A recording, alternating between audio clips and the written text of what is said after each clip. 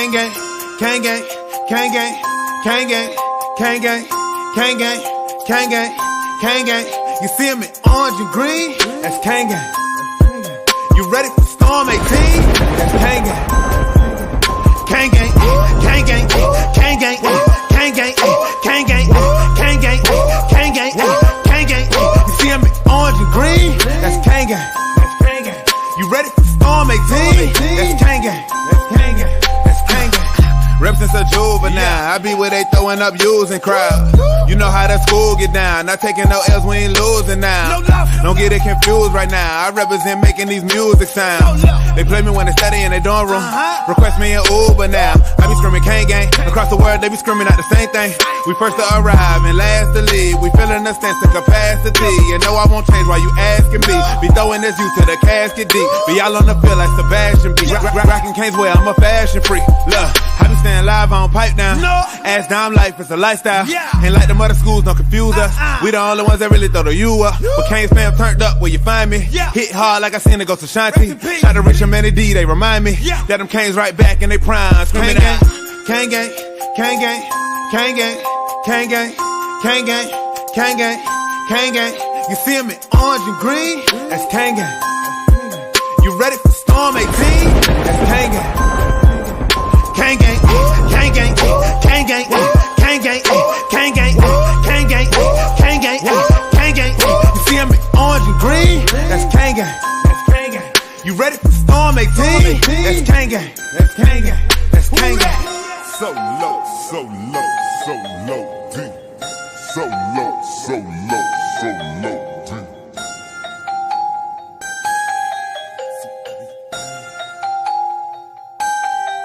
CWA. Kang gang. Welcome to Coach Hayes Football Live. He can talk about anything from high school to the pros. This guy knows the game, so you better not be half-stepping. I can guarantee you most of the audience is going to agree with me before they agree with you. Strap in, because Coach Hayes is about to Crack your cranium and fertilize your brain. Go ahead and right here, right now. subscribe now and check out CoachHayesFootball.com.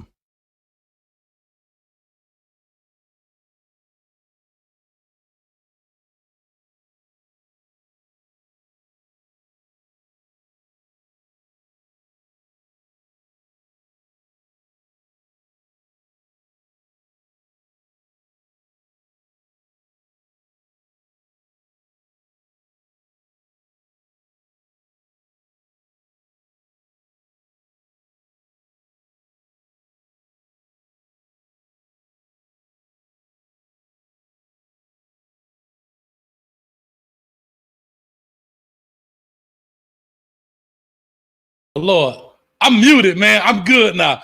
I had it muted. I'm sorry because the music was playing. Anyway, it's Kane Nation up here. You see I got my flag going on. It is what it is, man. Starting off 2022 right. We got it going. We're going to make it happen. I hope the sounds good right now. I hope I fixed it. Everything sounds good. Give me a quick thumbs up in the Brother Jay Blaze. There we go. We good to go. So anyway, we're going to get this thing going. We got a gang of stuff to talk about, man. The coaching carousel is spinning for the Canes. Players are opting out. Players are coming back. Coaches are getting hired. It's all kind of stuff. We in the doggone transfer portal. There's 100,000 things going on, and we're going to talk about it here tonight. We're going to open up the phone line so you can talk about it. So I got my boy in the building, V12 in the building. V12, talk to us, man. What's going on with you? Hey, like they say, I ain't no killer, but don't push me. Hey, we've been just like the sweetest joy next to. Hey, Getting man, hey, in the building. You already know. Like the sweetest joy. You, hey, glad to be back with you, Coach, on a Saturday. Hey, lots of football today, though, brother. A lot of good games out there. Hey, they call it any given Saturday or Sunday.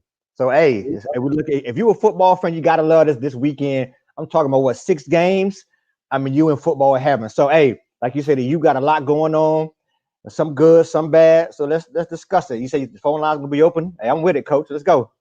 Hey, we opening up the phone lines. Everybody say real quick, Brother Jay Blaze, say what's up, V12, what's good? What's up, Blaze? I'm here, brother. Hey, I'm glad to be back. You know how we do. Oh, good, man. Let me go through a couple of these comments before we get started, giving people a little bit more time to jump on in this thing. Like I say, man, the Twitter sphere been going crazy about the new hire and T-Rob. We definitely going to get into that. That's a hometown guy. He from the crib, so we definitely going to check that out. Kane Juice 305 said, let's talk. We going to talk. We definitely going to talk about it. Anthony, man, I really appreciate you, man. Say hi, Coach. Happy New Year and late Merry Christmas. Man, I appreciate it. Same to you, man. Happy New Year to you. Hope all is well, man. 2021 started off good. You know, it's not a real political show, but we had a good first 5 days. You know what I'm saying? And day 6, boy, the sugar honey iced tea hit the fan, and we're going to leave that there, man. Y'all can tune in to your whatever your favorite news channel is to pick up on that. And if you want to, we probably could jump into it if you want to. Let me see here. I got a bunch of you can't hear you because my dumb behind was on mute. And here we go here. Anthony talking about T-Rob, coach, with us hiring T-Rob to our DB coach, do you think we'll still go hire Partridge for our defensive line? We're definitely going to talk about that. And I think you're talking about Coach Partridge from Pittsburgh, if I'm not mistaken. Barracuda Hunter says no sound. I'm not sure. Why not? I'm not sure. Check it out again. Fila says sugar. I guess sugar, honey, iced tea. You right about that. All right, man. So V12, man, real quick before we jump this off, how was your New Year, man? I know we didn't get a chance to talk. Well, we talked, but just the people themselves, man. How'd you kick your New Year, man? How's it going so far? So far, so good. You know, I know you made mention to what's going on right up the street from me. You know, I'm in the DMV area, so it's getting kind of hectic. I'm an old school guy, so I like them old school songs. It's getting kind of hectic. But outside of that, just relax. You know, watch the games. A lot of real good bowl games, and just kind of beds out. I ain't do too much. You know, trying to lay low and stay healthy, bro. How about yourself? I'm good, man. I'm good. Hey, same thing here. Like I said, I was banging it up and down the road. I hope my man Alakazam come in. I'm not sure if you remember him from the last show. He's actually a Clemson fan, but he live out in Wyoming. We were talking about some hunting, so I got some hunting stories for him, man. This is my dog right here, boy. Hey, Jeff. Hey, I seen you got your podcast going too. Do me a favor. Put in the comment section, Jeff, your podcast information. I'll definitely give you a shout out. But Happy New Year to you, man. We go way back to the high, but we used to run them hallways decent, if you understand what I'm saying. Boy, that boy Jeff, and we're going to leave some of them other stories out, Jeff. You got to hit me up on the phone. We'll talk about them, man, and reminisce. But anyway, real quick, man, like I said, we're going to jump into this thing. I got my notes going. Like I said, we got players opting out. I know a lot of people have talked about it. May be considered old. I get it, but we're going to talk about it all together within itself. Real quick, man, N'Kosi Perry, right? And I said this a while. I said after the bowl game when they played Oklahoma State, I said N'Kosi Perry had to transfer. And I'm gonna tell you why I said that. Unfortunately, he can play football, but unfortunately, the stars and the moon had not aligned for him at the University of Miami. With D'Eriq King coming in, he's the fan favorite. He's the coach favorite. I get it. But at that position, it's usually just one guy. You know, you got the other guys behind him, as well as the big hype behind Jake Garcia, who just signed his national letter of intent to come to the University of Miami. So with that being said, I feel in my heart, and I knew that this was going to happen. He had to transfer. It just happens sometimes to quarterback, i.e. Joe Burrow. You know what I mean? You don't have enough time left on your clock to do so. So where he may end up, I don't know. Everybody's speculating USF, which is University of South Florida in Tampa. A couple of other places. I've heard some people talking about FIU and FAU. I don't think so, but that's just my thing. V12, what you got to say in regards to that? Well, N'Kosi, I think, didn't really get a fair shot at the U. He's a very talented player. And I must say, from my standpoint, he's been a very humble young man. You got a guy like that who really could have really, been a thorn in the side of coaches and the administration, but he took it like a mature fella. And you know what? That maturity showed from a personal standpoint. It showed on the field in his last game. That was an audition for N'Gosi Perry. So I believe he will get a shot at becoming a starting quarterback in college. He's talented, and I think as we saw, if you put him in a system that he can benefit from, he is very, very good. And I tip my hat off to that brother. And so he had to leave. To your point, he had to go. It's a crowded quarterback competition, competitive field with a lot of these freshmen and the sophomore that's there. And he had to go. So I wish him the best. I hate to see him go as a player and as a U fan, but as a person, you have to tip your hat off to that brother. He's talented. He's done well given what he had over the past 3 years. Hey, N'Gosi, man, like I said, I don't know you personally, but I wish you much luck and much success. Definitely, man. And I have to say, he's been loyal to the program. He stayed as long as he possibly could, in my eyes. I just feel like it was just time for him to go just because time was not on his side. If he was a freshman, if he was even a redshirt sophomore, he may have had a chance to fight it out. But like I said, with King being injured, unfortunately, in that last game, but he's going to come back, and he doesn't have time to sit down and wait, knowing that he wants to have the opportunity to start. And all guys, if you're a true competitor, I don't care who you are, you go to college to play ball. You don't go to be second or third string. This ain't varsity blues where you just sitting in the back and all of a sudden you get your chance. So here we go, man. I mean, you got a great take on that, and I appreciate it. Real quick. And Coach, one more thing before, and the most important thing, and I'm not exactly sure. You may have more information. I think he's either graduating or close to graduating, and I think that is the most important thing. The brother getting his degree, no matter where he gets it from, University of Miami, or if he hasn't completed it yet at another school. I mean, thumbs up to him for just being there and putting his head in the books and keeping his head in the game, Coach. Yeah, from my understanding, he is a graduate transfer. So he has graduated from the University of Miami with a degree from the U. So congratulations to that guy, man. Absolutely. Big shout out to him, man. Big shout out. Yep. And now he can take his talent somewhere else and work on his masters. And I think that's huge. Like I said, that's all good, man.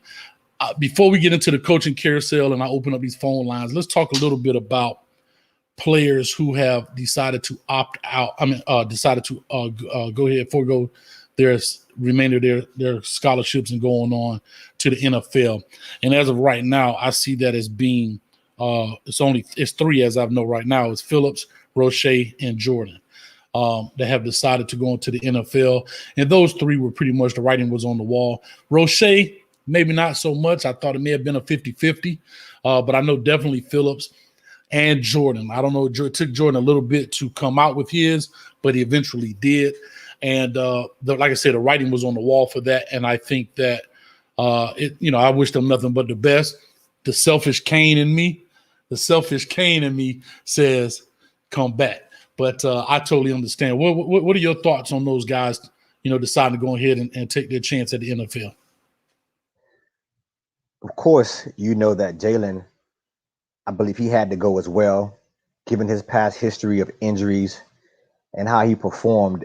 This young man probably wouldn't have thought in a million years that he would be in this position right now, based off his experience and off his injury. He's been injured throughout his career, and a major injury at that. I believe he did the right thing declaring for the draft. He had nothing else to prove. He has the size, he has the skill, and the brother wants to play in the NFL. I tip my hat off to him as well. He produced as a Kane, and we'll see him at the next level. Roche, Coach, I'm with you. Roche, I think could have benefited from another year. But again, these guys, they've been there for a while. Especially Roche's been there. He held it down on the D-line.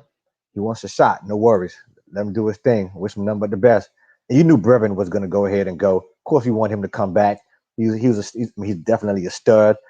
He's undersized as a tight end in the league, but with his skill set and being able to catch the ball in traffic and the rack yards, run after catch yards, he's really, really good. My only question about Brevin is, can he stay healthy? I'm not sure we've seen him play a full season at the U. He had injuries here and there and nicked up, but he'll be a first to third round draft pick, average number the best. I mean, he's lived up to his expectation when he was, when he transferred from Bishop Gorman out in Vegas.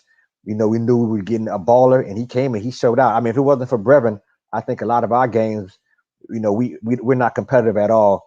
And I wish him but the best. Definitely, and I feel that same way. I think that, like you said, I mean, you said it perfect. I think Phillips had to go. I don't think he got out this season without injury or major injury that we know of. Brevin, of course, has a tendency to be injured, so he had to go. And then Roche, I don't really think he had an injury issue. His was more maybe of a consistency on performance issue. And so with that being said, he's going to take his chances, 50-50. I like it. I think he'll get picked up. It'll be definitely in the later rounds, but I definitely think he'll get picked up. All right. Real quick, man, D Nice says, what's up with you, D Nice? Says, good. Coach, good to see you on Saturday night. Hey, man, I'm here to give the people what they want. I've been away for a minute. I definitely have been away for a minute, but had to take a little time out with folks, family, myself, get my head right, because even though football season is coming to an end, college football season, that is coming to an end on this Monday, there is a lot to do so far as the recruiting, the coaching carousel, so forth and so on. V12. I see the comment section is running, and we're gonna get back into this, but I do want to kind of keep it going, and then I want to open the phone lines, so you guys are definitely more than welcome to call in with those questions, and we'll make it happen. Right now, we're currently at 78 in the chat. I appreciate it. Keep going. Hit the subscribe button. Hit the like button. Let's get this thing jumping. Let's get YouTube on their job, man. I don't have the analysts back there sitting there chilling. Let them know, hey, Coach A football thing blowing up. We got to go ahead and push this thing, man. So y'all go ahead and hit that like button, and let's make this thing happen. All right. So we talked about those guys. Now let's talk about the guys that are coming back in the sense of like a Bubba Bolden, right? Yeah. Who a lot of people thought he may be dipping, right? Yeah, it surprised me. I was surprised. Surprised me too. So a lot of people are thinking, hey, man, this cat might be, out the barn, man, as soon as the gate goes, and so forth. So what do you think about, as they call him, the light-skinned warrior? We were hard on Bubba. Bubba is a player now. Don't get it wrong. He's from out west. He's a player, and he's a great tackler. I just hope with the new DB coach coming in, we can get his cover skills better. And maybe that's one of the things that the scouts may have got in his ear about, because you have to be able to be back there, and you have to be able to cover well. And think about this: you're playing in the shadows of the late great Sean Taylor, of Ed Reed, Johnson. I mean, these are all pro, all-star players at the U, and legends. And so he has to be able to cover. He can tackle. And I want him to be able to get those hips. To me, I'm not sure about you, Coach. I know you do the evaluation.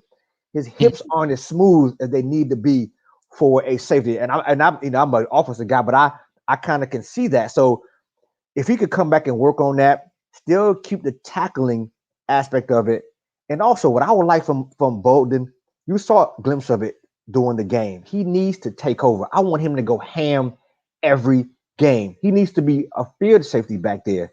And so it did surprise me that he came back, but I'm happy that he's back there. It gives a veteran presence in the defense. If we can improve on the corners, I think we'll be okay going into the season. I totally agree, man. I think that Bubba Bolden, and you brought up a great point about hips. I think his hips are a little tight, but sometimes I tell guys all the time, especially in the coaching, you don't want to have a pit bull and train him like a poodle. You still want him. But here's the difference. You're playing the word safety. There are times you could take them headhunter shots. I get it. But at the end of the day, there are times you got to get him down. And so I think Bubba's biggest issue, Bolden's issue, was his angle of attack.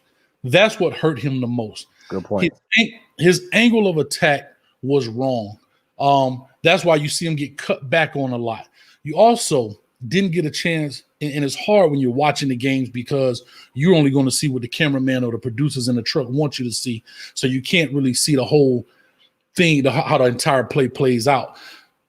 But from what I could gather, looking at him, looking at the different angles and so forth, I don't know if he understands where his help is from a tackling standpoint. A lot of guys, when they're tackling, they feel like they're out there by themselves, right? And so even in open field tackles, you're technically not by yourself if you are getting to the football, if your team is getting to the football.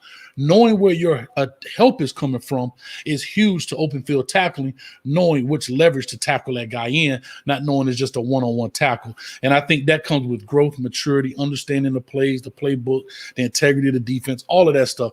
And it's a lot, man. Trust me, it's a lot to football today than it is, back in the day when you just tackle a guy with the ball.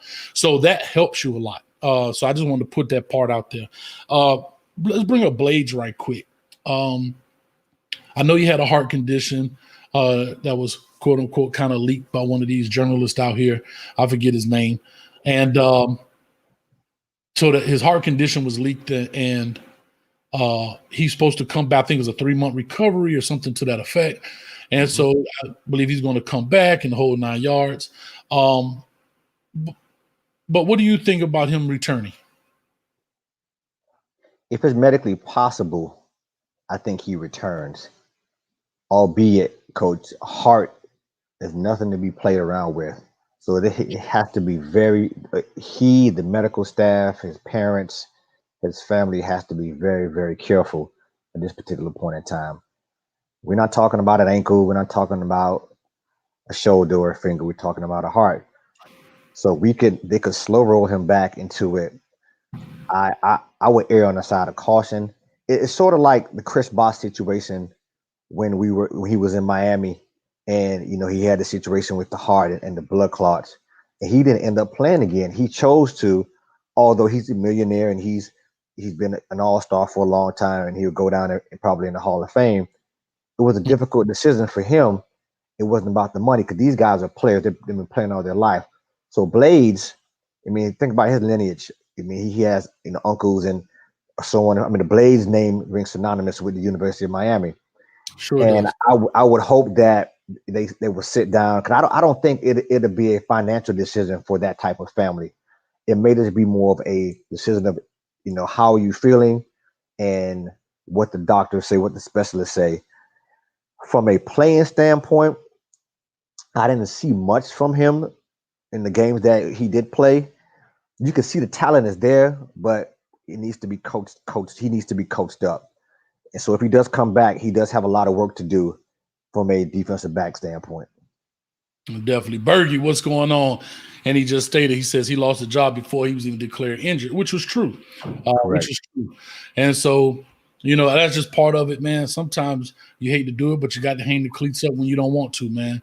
And unfortunately, that's just part of it, whether you're either forced to or, just don't have it anymore. That happens.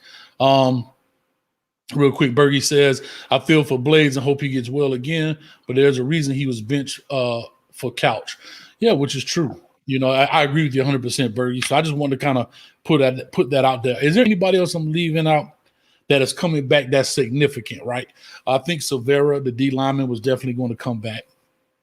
I think he needed that time. He has to come back. Is there anybody else I'm trying to think that's significant back there? Oh, your boy. Lord have mercy. LB McLeod. What is his deal? Yeah, I haven't heard anything. I'm surprised that I haven't heard anything. Do you want him back, Coach? Here's my thing. I'm gonna bring this up, man, because I'm gonna tell you this, and I'm for the players, right? I'm a player. I'm for the players, because I'm gonna tell you something, man. There is a reason that he was recruited there, right?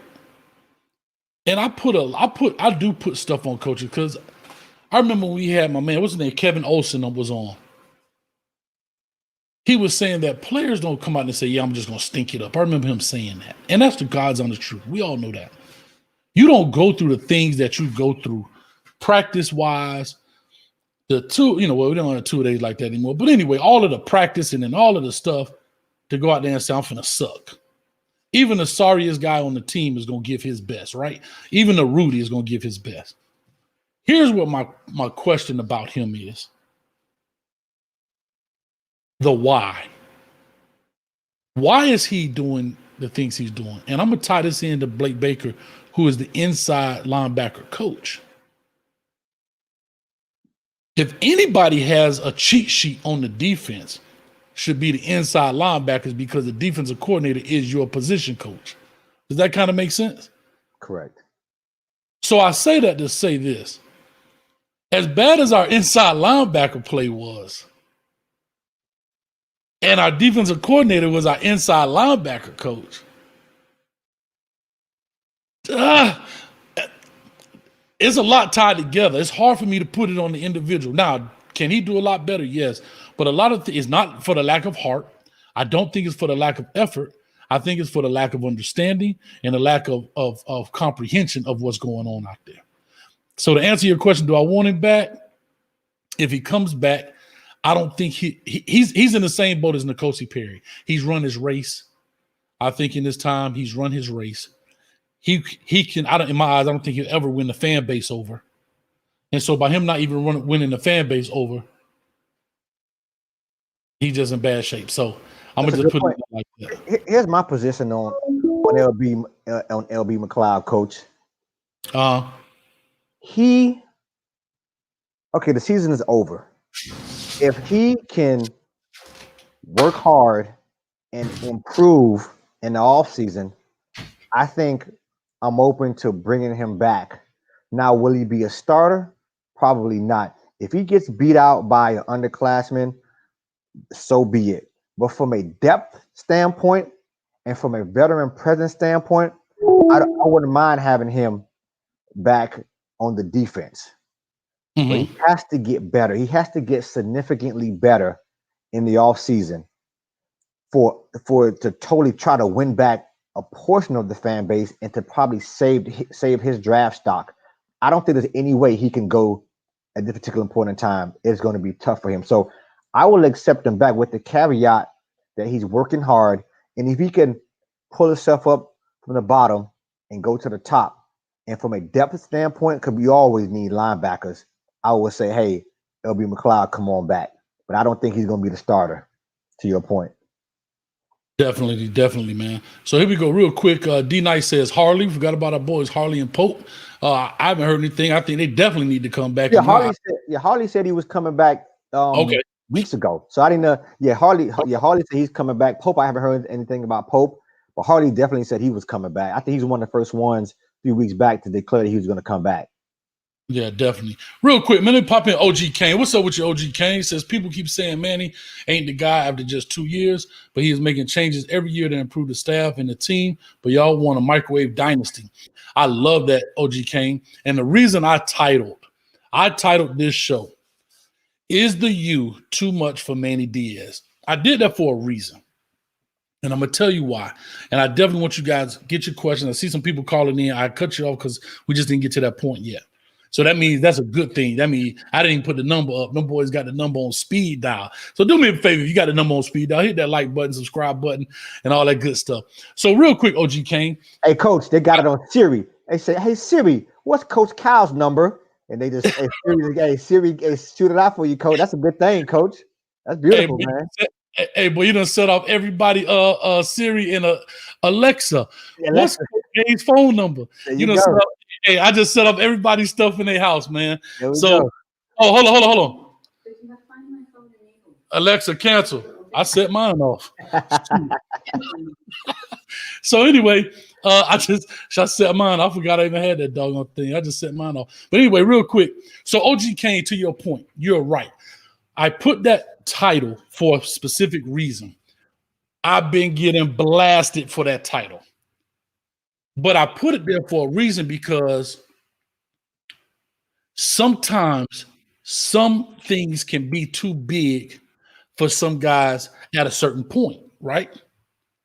And I said that because Manny Diaz, I see y'all calling in. I'm going to ignore it right now. I see y'all calling in. When I open it, I promise you I'm going to get you in. I see you guys. If it's your first head coach job, and the state of the program was what it is, just getting off for probation and all that kind of stuff.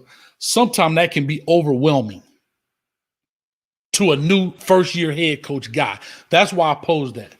Think about what's happening. He's bringing in his buddies, which all coaches do. I am not knocking Manny Diaz whatsoever. Every coach in America, from Pop Warner all the way to the NFL, are going to bring in guys they know. But I said this is now he's getting into that thing of, now I got to be able to cut friendships. Now I have to be able to sever ties with guys that some of them may have brought me along. And now I got to be the hatchet man to my own dudes. You understand what I'm saying? And that's the political part of being a head football coach in a program like this. Because there's so much topsy-turvy when it comes to the Canes. All right. So I said all that to say, is he the right person? Not the right person. Is it too much? Meaning, is so much being thrown at him so fast? And here's the thing, and he's getting a lot of flack for a successful season. If you just look at the record, technically 8-3. You know how many coaches are getting praised for an 8-3 record? The AD, the president, the booster clubs taking the guy out to dinner. He's the next best thing. This cat's 8-3, and we chopping his head off. So that's what I'm trying to say. Is the U too much for Manny Diaz? Real quick, I saw your comment, OG Kane. Real quick. Yeah, it says, Coach A is talking to the fans, nothing about your title. I know what you're doing. I know what you was doing with the title. Yeah, I appreciate it. You just an easy segue in to get into that, how I titled it and why I titled it the way I did. But OG Kane, I definitely appreciate you, man. So do you think what I said is true within the context of the title V12? Manny Diaz, I think he's been able to live up to the expectation. We all know we're from Miami, with his dad being the former mayor and him being from the area. I think this probably was his dream job, and he's here now. There's a lot of things that come along with being the head coach at the University of Miami. Mm-hmm. And to OG Kane's point, and to your point, let's cut him some slack. He's 8-3. Previous year, 6-7. And I believe this year we would know if it's too much for him. I would say he's been doing a decent job. How much longer? If he keeps winning 8-3, 9-10-1, however it may be, you can't fire him if he's doing, or let him go if he's doing well. Those are successful seasons. I know we're Canes and we want to get back right now to OG Kane's point, microwave type of dynasty, but it takes time to build. And we're impatient. That's the problem. We're in an impatient society. How many times you put your popcorn in and you put the setting on and say popcorn for 1:30, and you open the joint up at a minute, you heard a couple pops, and the joint's still popping. Let it pop. So Manny Diaz, give Manny Diaz his 1:30, and let's see what happens. And listen, I'm not trying to be hypocritical, because y'all know I've been critical of Manny, but at the end of the day, it's more from some of his position coaches, Baker, and saying for him to be successful, and to your point, Coach, he's going to have to one day make that leap, sever some of those ties that he's been accustomed to over the years.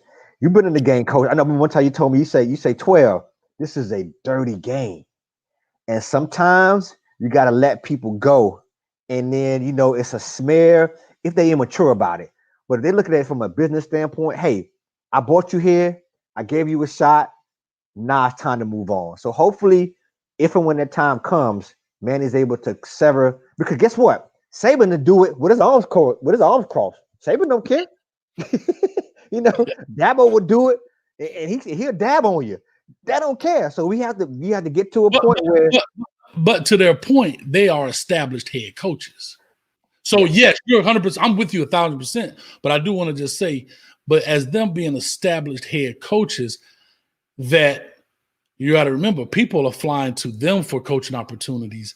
Correct. Versus, like, Manny's reaching out to people to, in my opinion, I don't know this for a fact, but I'm only assuming he may be reaching out to guys. Hey, would you like to coach at UM? Versus when somebody leaves Alabama or Clemson, they got to change their phone number. Correct. And I think hopefully Diaz gets to that point where people are calling him, people are essentially stalking him to coach at the U. And so to answer your point, I don't think it's too big for him. I mean, I dig the title. I thought it was a great title to get people talking and to get, to get the fans talking and to get the YouTube community and Facebook Live is kind of clamoring about the show tonight. I mean, it's an excellent title, but I think he's been okay. So far, so good. I would say so far, so good for Manny. Yeah, definitely, man. Like I said, and somebody put in the comment section, 8-3 is good, coach. Let me see. Hold on. I just saw it. I just remember what they said. I like putting them up here so I can read them. Doggone it. Y'all killing the comment section. Appreciate it, man. Thank you so much. Oh, here it is. College Football Extra says 8-3 isn't bad, coach. It's how 8-3 happens. Miami wins versus teams they should beat, which should happen. But then when Clemson and UNC come around, we nut up. I agree. Yeah, like I said, I agree with you 100%. I don't think we're going to beat Clemson even on our best day. I'm just being honest with you that machine is rolling too well right now for what we have and what we have going on. I don't think the UNC thing should have happened as well. And I'm not going to lie to you, when it comes to bowl games, we want to win them. But I do, because of what's happening now with the bowl game and the players being able to opt out at the last minute. I mean, I understand from a coaching standpoint, right? It's like you getting a guy hurt through walkthroughs on Friday night before you play the game. It changes a lot, especially if he's your dog player. And we lost two of those guys, DeRoche and Phillips. You know what I mean? Right before that changes a lot. It's just a lot of variables, man. That's why I love this game, right? It's not one variable that, we can fix it. It's when one thing happens, it's a chain reaction. I love that fact, man. So, yeah, you're 100% extra. Coach, you're right. Bowl games in the past are not how it is today. Correct. It's almost like the Pro Bowl. If your team is in a New Year's Six bowl, if you're one of those top 6 teams, the chances of people opting out are slim to none. Nobody opted out of Alabama's game or Clemson's game or Ohio State's game. When you start getting into the lower tier bowls, people are opting out. And so the competition, the competitiveness is not there. Yeah, if Roche was there, if Jalen Phillips was there, it'd probably be a different story. So you can't put too much stock in the bowl games after a certain point in time in this particular point, in history, because it's not going to be the same ever again because you had the opportunity to opt out. You definitely right about that, John Shields. Things could be a lot worse. Look at Norville in the nose. I bet that guy wish he would have stayed where he was at. I guarantee you that, man. All right, here we go. Let's talk about this real quick. Hold on, I did have a good comment somebody said here. We're going to talk about T-Rob. We're getting ready to get into that right now. Let me see. Hold on. Mr. Show, I guess that's Showboy, says Dabo wasn't established when he made the DC change after the Orange Bowl beatdown. No, I agree. You're going to make some fires and hires and stuff like that. But we're just talking about, I was talking about the difference between a Manny Diaz and a Dabo and Nick Saban of today. So, yes, you're 100% correct with that. All right, here we go. Let's talk about this coaching carousel. All right, I plan on doing about 45 minutes of just us, and then the rest we're going to get it into the fans. So we have 38 minutes right now. The coaching carousel, Ephraim Banda, he's gone. Utah State as the defensive coordinator. He takes with him DeMarcus Van Dyke to Utah, I think going to be the DB coach. And he was in recruiting, if I'm not mistaken. You also have, they fire Mike Rumph. Todd Stroud leaves, the defensive line coach. Mike Rumph, the DB coach, gets fired. And they just hired today Travaris Robinson from the crib, which was the defensive coordinator at South Carolina. He's under the coaching tree of Will Muschamp. If you want to take it even further up the family tree of Nick Saban didn't coach for him, but they all get their things from there, and it goes down and so forth and so on. He's been with Will Muschamp at Auburn. He was there with him at Florida, so forth and so on. Everybody's asking, what about the T-Rob hire? V12, I'm going to let you go first, brother. I think it's a good hire. We always talk about fit And oftentimes to coach and get the best out of University of Miami players, it helps to be from the area. And although he didn't play, he played, I think, in maybe Coral Springs or up the road somewhere. He didn't play at Carroll City or Nolan or American. He still should have that. He played at Coral Park. Coral Park. I'm sorry, Coral Park. I knew you. And so since he's from the area, he has the mentality. He should have the mentality. He knows Miami's history, and he also has a whole bunch of experience. Like you say, he coached. He started coaching in 2008. Kentucky, Western Kentucky, as a defensive back coach. He coached in Southern Miss, Texas Tech, Florida, where he developed a lot of DBs, including Hargraves, Auburn, and South Carolina. So the brother has a lot of coaching experience. He was under Will Muschamp, and what I like about him is that he seems to know how to develop. That's the key. We've been talking about development this whole season. Develop talent. And if he can do 75% of what he's done at Florida or South Carolina, I think we'll be in a decent position. Should they have fired Mike Rumph? I think probably. I don't like the fire.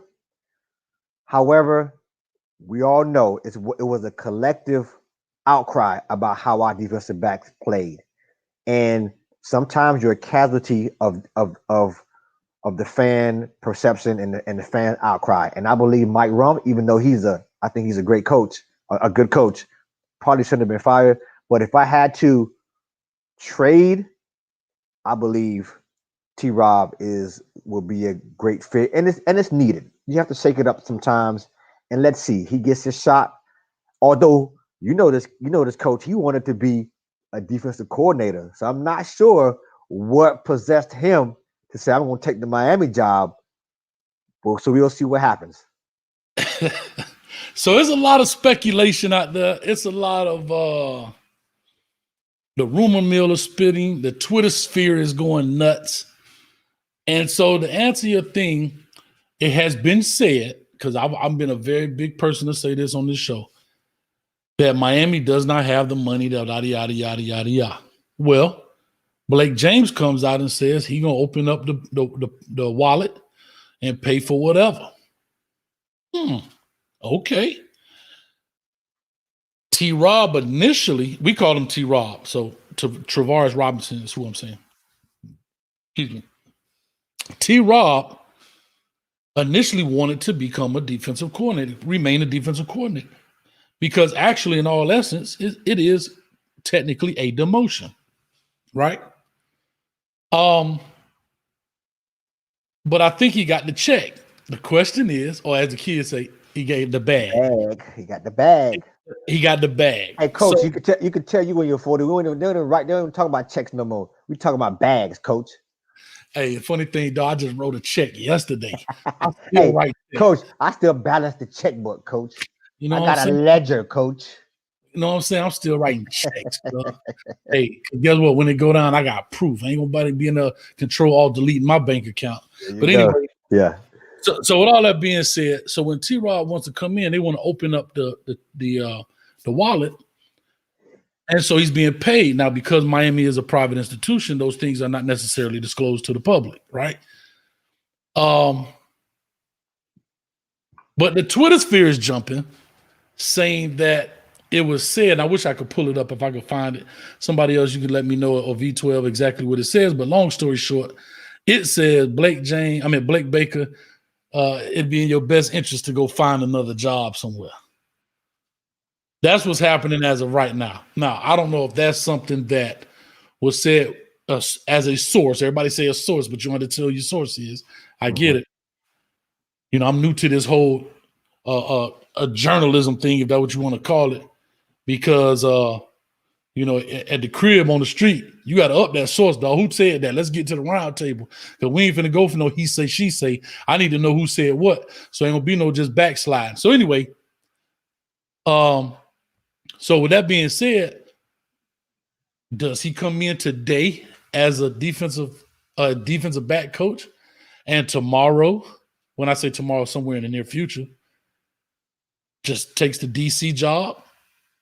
if Blake Baker gets a job somewhere else, or if Blake James puts that much pressure. Because remember, a lot of these people, because the fan base is what pays the bill.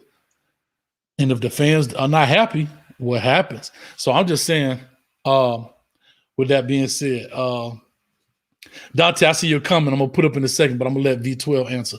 Go ahead, V12. Coach, I live vicariously through you. You're the coaching expert. And like you always tell me, this game could be very, very cutthroat. Your replacement could be right next to you, and you probably wouldn't even know it. You know what I mean? So to that point, I think he could be what they call a coach in waiting, but not officially given that title yet. Look at this, picture this scenario. We go through another season where the defense is not playing well, but miraculously, the DBs play well, and we start getting picks. The turnover chain comes out. The tackling is going well, but somehow the defense doesn't seem to muster enough to rank in. I wouldn't say top 25, top 50. I mean that Manny Diaz may not have a choice but to go out and find someone else. I think Blake Baker's time there was going to be finished.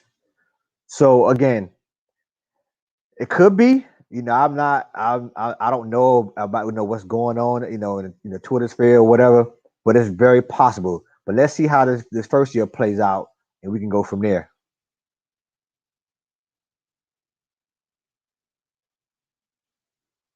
Coach.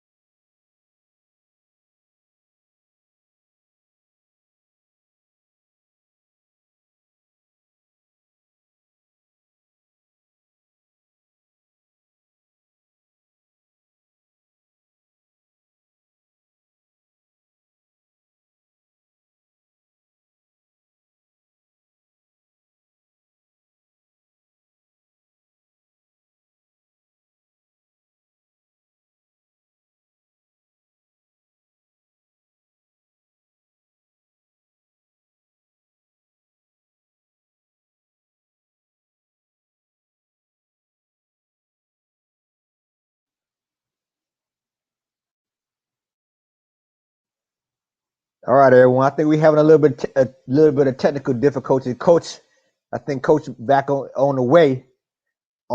So I'll continue going with Coach. I think it probably can hear you. I got you on my cell phone speaker if you want to try to join, but we're still rolling. At any rate, we'll see what happens with the defense.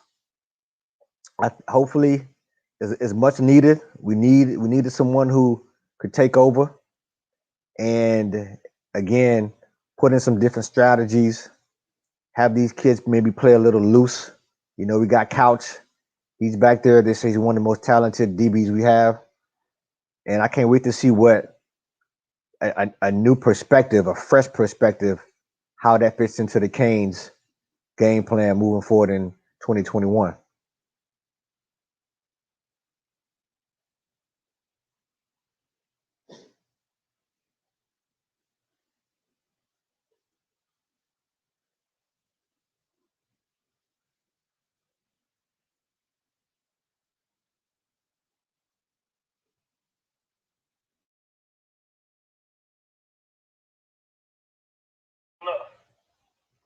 Okay. Coach say he'll be in a second, so I have it. Let's see what else we could talk about before we get Coach on. We got a couple big games coming up. Well, one huge game. We have national championship game. We're just going to deviate a little bit till Coach gets back. I know he wants to open up the phone line, so we're going to deviate a little bit till Coach gets back. National championship game, and got Alabama, Nick Saban. You got Ryan Day, OSU. Now, there's been a lot of chatter out there. People saying Ohio State should not be there. They played less games. They only played 6 games this season.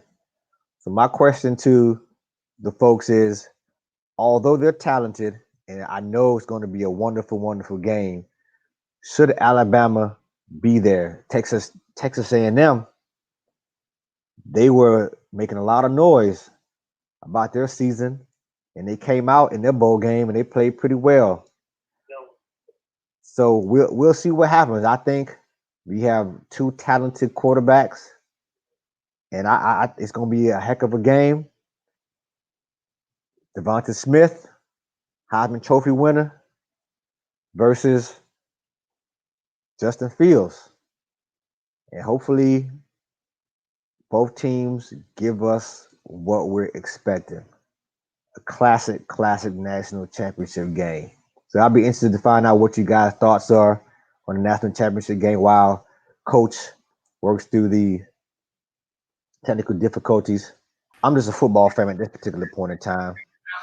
Let's go. Coach. Hey, Coach, you had me on the pressure, man. I thought it was the no huddle for a second, man. I had to carry us, man. I see. I don't know what happened, dog. It's all good. It's all good. Hey, man, we here tripping. I appreciate y'all for holding on to me. We got 126. Listen, hold up real quick, man. I see a lot of things rolling in there. Somebody tried my set, but before they do, I got to give a big shout out. DT talking about cut me one of them checks. I hear you, DT. Get my stuff straight, man. I don't know what's going on around here. But real quick, man, big shout out, man, to Norman for excuse me for jacking up your name. I really apologize. We cannot keep having off-season drama. We have to set positive results on the field. The first 3 games for 2020-21 is scary. We could be 0-3.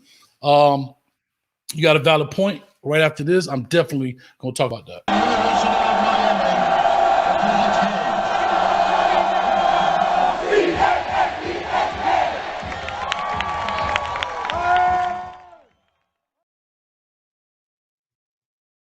Yeah, man, speaking of that, coming up, talking about those 3 games, we definitely, we started out kicking it off with Alabama. And, it could be a little rocky. Definitely. I'm trying to get the voice line open up right quick. And we're going to take some phone calls. I'm not sure where we left off so far as the coaching carousel. I know you were talking about T-Rob. You were talking about Mike Rumph being fired, and it was a good switch out between that. But hold on, I got to get something straight, man. Somebody tried me on my set, dog. Somebody, hold up. Hey, they tried me, V12. They say. DT say, Coach, fire your communication staff. I'm definitely got to fire them, man. Hold up, man. Where you at, man? This dude, hey, it was funny though what he said though, because I love talking trash. So it was funny, man. But anyway, Bergie said my stream got mollywop. You right about that? Here we go.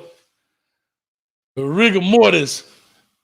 Perfect name for what, man. My thing died, man. Rigor mortis set in. Go Hayes buy a computer at Family Dollar, man. You Coach, he tried your name too. He called you Coach Hayes.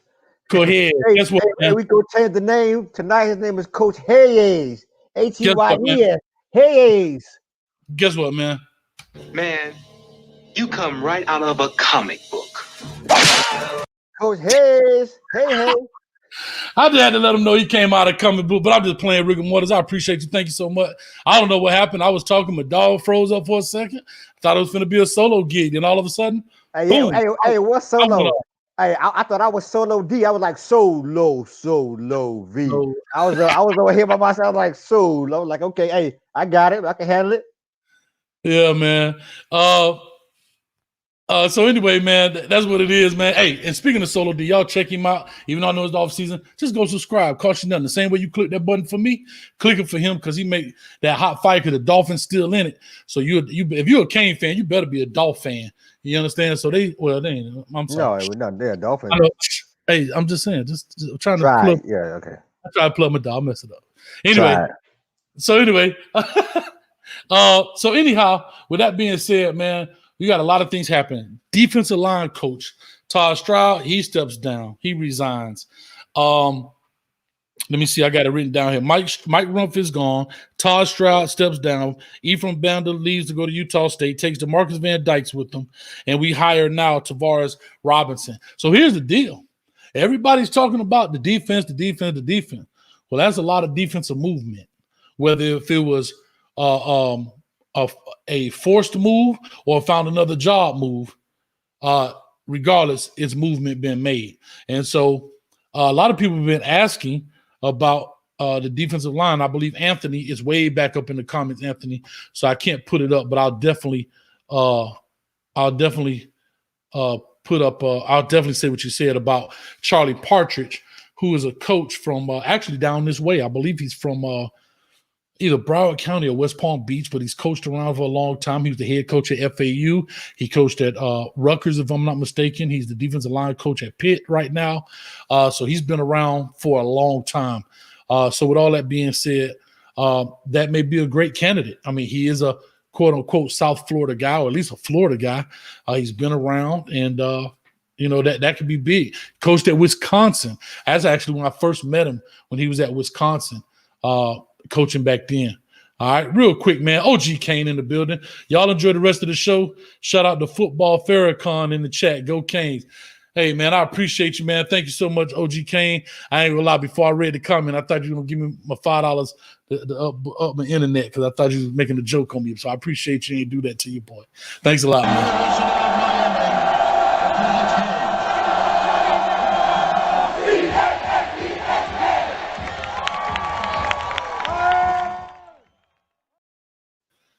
All right, so real quick, man. Here's my question to V12. We talked about that. We got the DB coach. Here's the problem, though. What do you think? I'm gonna ask you a question first, and I'm gonna ask this. I'm gonna pose this now to the fan base, and I'm gonna open the phone lines. Just got it back up. Out of the three positions in particular, D-line, linebackers, DBs, which group do you think had the less production this year?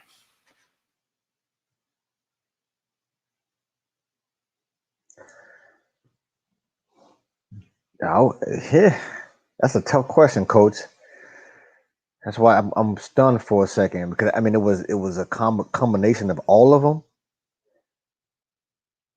I mean, based on the rushing yards, you have to say D-line and linebacker. Based on the rushing yards that people ran up on us all season on the perimeter, because on the perimeter is the D-line. And then it goes to the second level, which is going to be the linebackers. I would definitely say the D-line. I think outside of the, Jalen Phillips shining and Roche, having their moments here and there, I believe it was the D-line. And then I would go linebackers. All right. So real quick, I just posed that question because I like asking these type of questions, right? Real quick. I can't pronounce that, and I apologize. I'm not going to try. Linebackers, the Woods, DBs, Berge, linebackers, Bruh D, linebackers, F off. See, you thought you was going to catch me right quick, huh? I'm quicker than you thought. Linebackers, rigor mortis, linebackers. All right, Big Ron, offensive line. That's fine, but we're talking about defensive side. The Woods, because you're talking about defensive, no pick sixes. Calvin Dixon, linebacker for sure. Turk, linebackers. So would you say that's unanimous just on those few linebackers? Yeah, we could go linebackers, yep. So did Mike Rumpf become, hold up, real quick. Brother Vince, linebackers. So would we just say Mike Rumpf became the scapegoat as a fire? Because the homeboys coach the linebackers. Think about who coaching linebackers. Blake Baker, Ephraim, And what was, I mean, not Ephraim. Yeah, Ephraim. And what's my man? I'm not Ephraim. He just said the name up here and I missed it. How you say his name? Pat Key? Pat Key need to go. Outside linebacker coach. So what I'm saying is that's the only place we haven't made any changes. Is to I agree with them 100%. I thought our linebacker play was bad. Our middle linebacker end is LB McLeod. Was the middle linebacker in spread offenses, zoned offenses against that guy was minimal. Was minimal at best. But Stroud steps down, so yeah, we got to replace it, but we fire Mike Rump. I'm just calling it what it is. I just thought he was a sacrificial lamb to make changes. Real quick, man. I guess that's neither soul that with the 9. $2.99. I appreciate you. Thank you so much, man. I appreciate you. Thank you. Really do. And that does help the channel. I'm gonna upgrade my internet.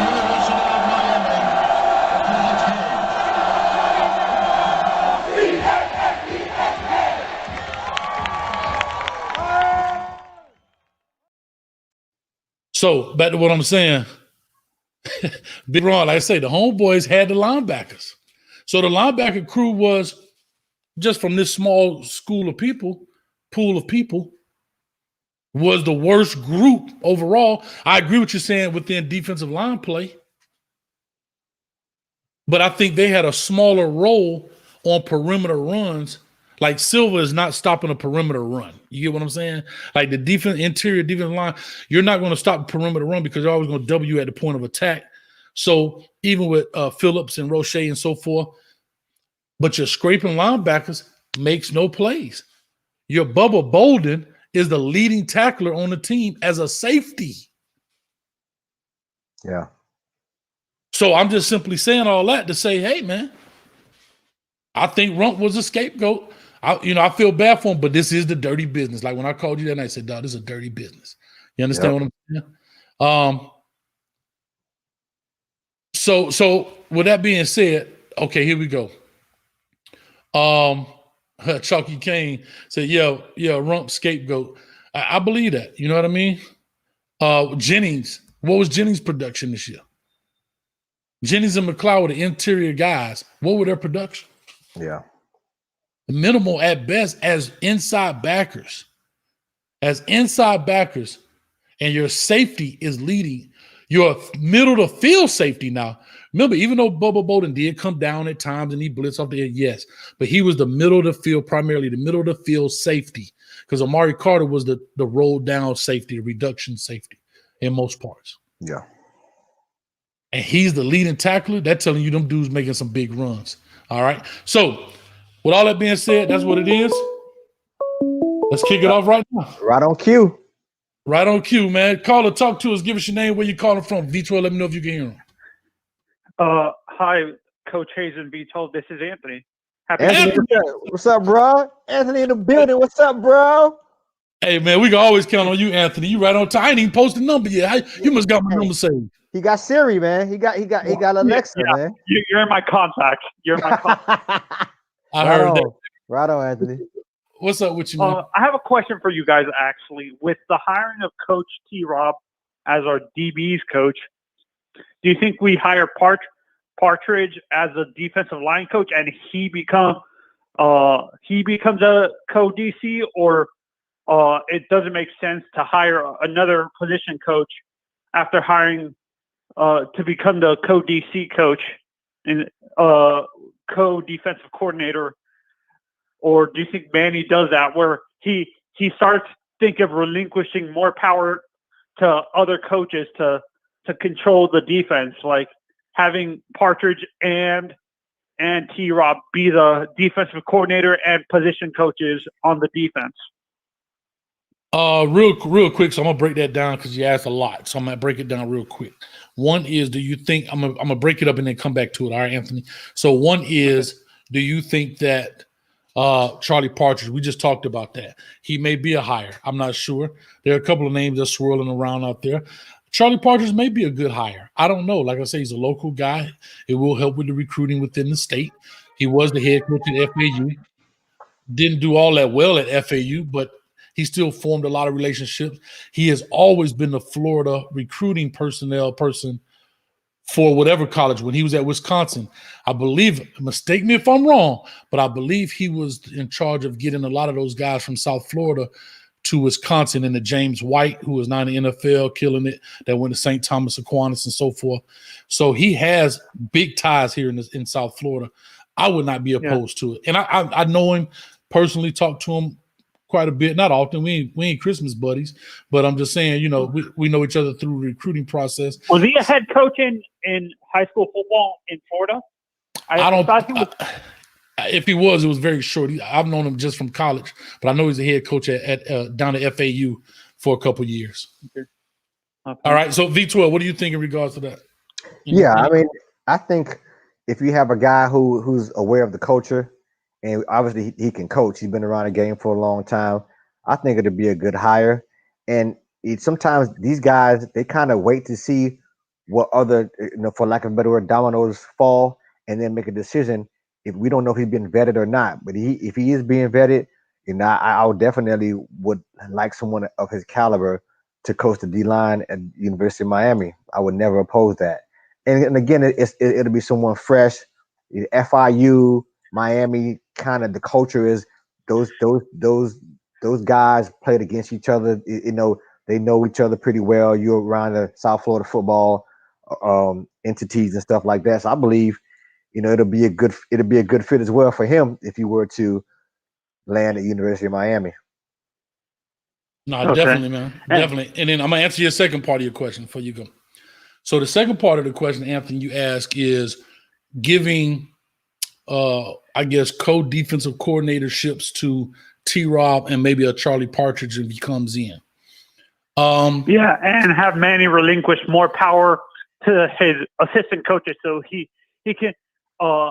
can become purely the head coach like Nick Saban is at.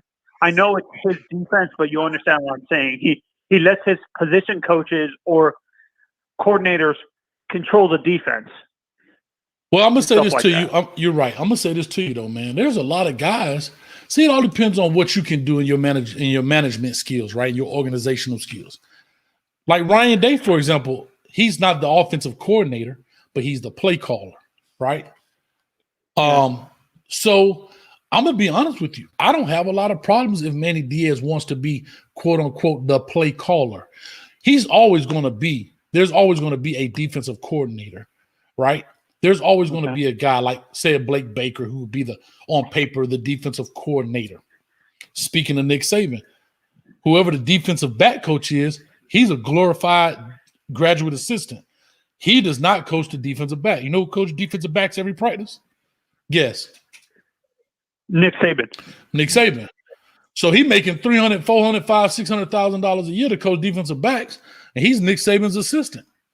You understand what I'm saying? Okay. But there are guys that's like that. There are guys that's like that. I have a question actually with Manny specifically. I'm not sure if you can answer this. Was he a position coach? Like, was he a linebackers coach or D-line coach before he became DC? I think it was. I don't know, man. He moved up the ranks extremely fast. I know he started off as a GA at Florida State. Then he went on, I want to say, was it Middle Tennessee? I'm going to pull it up right quick while we bring that up. That's a great question. But to answer your other part is, I don't think Manny Diaz is going to change the format or the formula he has right now to give other people those looks. That's just my personal opinion. I don't think that's going to happen. And I was thinking if we decide to release Blake Baker permanently, I'm not advocating for his firing, but if we release him permanently, I think we should hire Dan Morgan. He's a scouting director for an NFL team.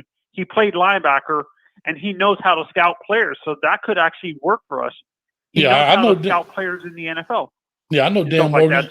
Yeah, so real quick to answer your question, Anthony, is that Manny Diaz was not for long, but he was a GA at Florida State. He was a GA at North Carolina State for a year. He was a linebacker coach for a year at North Carolina State. He became the safeties and special team coach for a year, and then became a defensive coordinator. So technically, he's only been a position coach for 4 years, if that. After that, he's also had positions, but he was the defensive coordinator as well as. So, like I say, moved up the ranks extremely fast, man. So, Anthony, does that hinder a coach's development if you keep on promoting him really fast? Usually, too, like. It depends. Bro, it depends on the coach. It depends on the person. It depends on the individual. It depends. I think, like, if you think about it, he's been coaching 20 years, right? He's been in the game for a long time. But just because you're the DC, he still coached a position. He didn't just walk around watching everybody else coach. So yeah, he's coached. You know what I mean? But like I said, man, Anthony, thank you so much for calling in. Everybody else is calling because we got a lot to talk about, man. So thank you, man. I appreciate you, buddy. Okay, bye. All right, now. Take care, Anthony. All right, I'm a dog, Anthony, but sometimes you got to hit him out. All right, so here we go. He talked about Dan Morgan. I understand.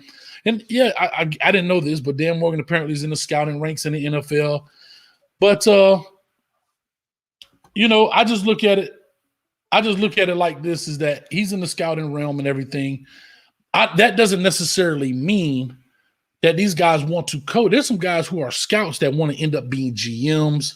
They want to take a total different route. A lot of your GMs are in the scouting department of the NFL. They are not a lot of coaches because it's a total different skill set.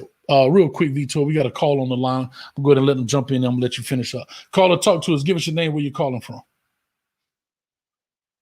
Good evening, Coach Hayes, V12. This is Kevin from Dallas, Georgia. What's up, Kevin, man? Hey, good. How you doing, Kevin? Sure. I'm doing great. Just had a general question. I was going to do a history lesson, Coach, as far as when it comes to the U. And I just want to compare and contrast briefly. I think as far as the demise of the U occurred, as far as when that flag that was erroneously thrown in the end zone, as far as. Oh, did we lose him? That ain't on me. Hold on, Kevin, real quick. You went out when you said the flag was thrown. Oh, the flag was thrown as far as in the end zone, as far as the championship game at University of Miami versus Ohio State. Okay. And from that moment on, and I would say also Butch Davis when he left. I don't think Butch Davis, I think he left prematurely. And my question as far as the U Nation is this, and that is, what is the end game when it comes to the University of Miami? Is it a matter of is 8-3, 7-4, and 6-5 good? Or is it a matter of taking your game to another level? Because, Coach, you and I have spoken about this before, and that is the end game. Is the end, you get what you pay for. And I understand the University of Miami is a private institution. But the thing is that when you alluded to as far as, hey, my heart runs crimson, you know that. And, that being the case, they have 20 analysts. I don't know of any other institution that has 20 analysts. And most of those analysts are former coaches. So, I mean, they're getting paid by various universities that unfortunately they got fired. But then, as we know, the aforementioned universities, coach rehab. So my question is the University of Miami going to be the U, or are they going to be transfer U? I like that. I like the fact you had said about transfer U, Kevin, because I like the portal for some things. I don't like the portal for all things. That's mean there's a lack of recruiting. That means you're trying to fill holes quickly. But I'm gonna let V12 respond to that, then I'll respond if you can, V. Sure. Hey, Kevin, I'm with you. I believe I think coach and I were together when that flag came out of Saturn a minute after the doggone play happened. I believe it was Glenn. And I to your point, I feel you. I think that had a tremendous impact on where we are today. Again, think about that. Back then, that would have been 6 national championships for us, and we go on with the great team of McGahee, who pretty much busted his knee, and it would have been a great win for us. We talk about this all the time, Kevin. We want Miami to be back to those championship years. I don't know necessarily. And I feel the same thing about this as I feel with the Dolphins. We need to be able to spend the capital to get who we need to prepare the university back to prominence. Coach has some insight about opening up the checkbook for T-Rob. If you can do it for T-Rob, you can do it for a caliber coach like Sarkisian. And Coach and I, we have this discussion all the time. It starts from the top. Your team takes on the personality of your head coach. And if you got a head coach that's a gunslinger, alcoholic gunslinger who's going to throw the ball 50, 60 times a game, the defense going to blitz, your team is going to adapt to that type of coach. And, Manny hasn't shown that yet, but we have to spend the dough to get where we want to be. Guess what? Kev? Texas fired Herman. Herman got bread on the books. And I know you, Kevin, you educated. When I talk about bread, I'm talking about money. Texas got money on the books. They told Buddy he was a winning coach. Don't let the doorknob hit you. To get a Sarkisian, you know why? Because Sarkisian, even though he had all these issues, he is a heck of a coach. I guarantee you, in the next 2 years, Texas is a prominence in national college football again. Yes, and along those lines, B12, when you stated as far as that in regards to Sarkisian, the same could be, as far as Herman, the same could be said as far as Malzahn. As I shared with Coach Hayes, Malzahn's going to give a check cut for 11.5 in 3 days. Correct. Oh, it's a lot of those guys out there, Kevin. But I'm gonna say this, and I'm gonna go back to this part. I don't know if that flag particularly, it may have been the start of, but I don't think that was the end all of the University of Miami. That hurt, Coach. It did hurt, but I'm gonna say this. A lot of people are not gonna realize this. That flag did hurt, but I'm gonna say this. And you right, V12, we were together watching that game. Bro, we were real young. There was a lot of red cups involved. Correct. But know this. We still had a chance to win that game now. Let's not get it twisted. They stole it from us, but we still had a chance to win that game, and we tried to run the ball as good as 23 was. Lord have mercy. I know it's just from Piper High School. Yes. Jesus Christ, I can't call it that. But anyway, we ran a fullback with him. Then remember, Ken Dorsey, this is before concussions were a big thing. Ken Dorsey had just got slammed on his neck, and we tried to run out the pocket with him. But yes, that is true. I still think we got robbed, but we did have a chance to win it. But that's my point. That's not my point. My point is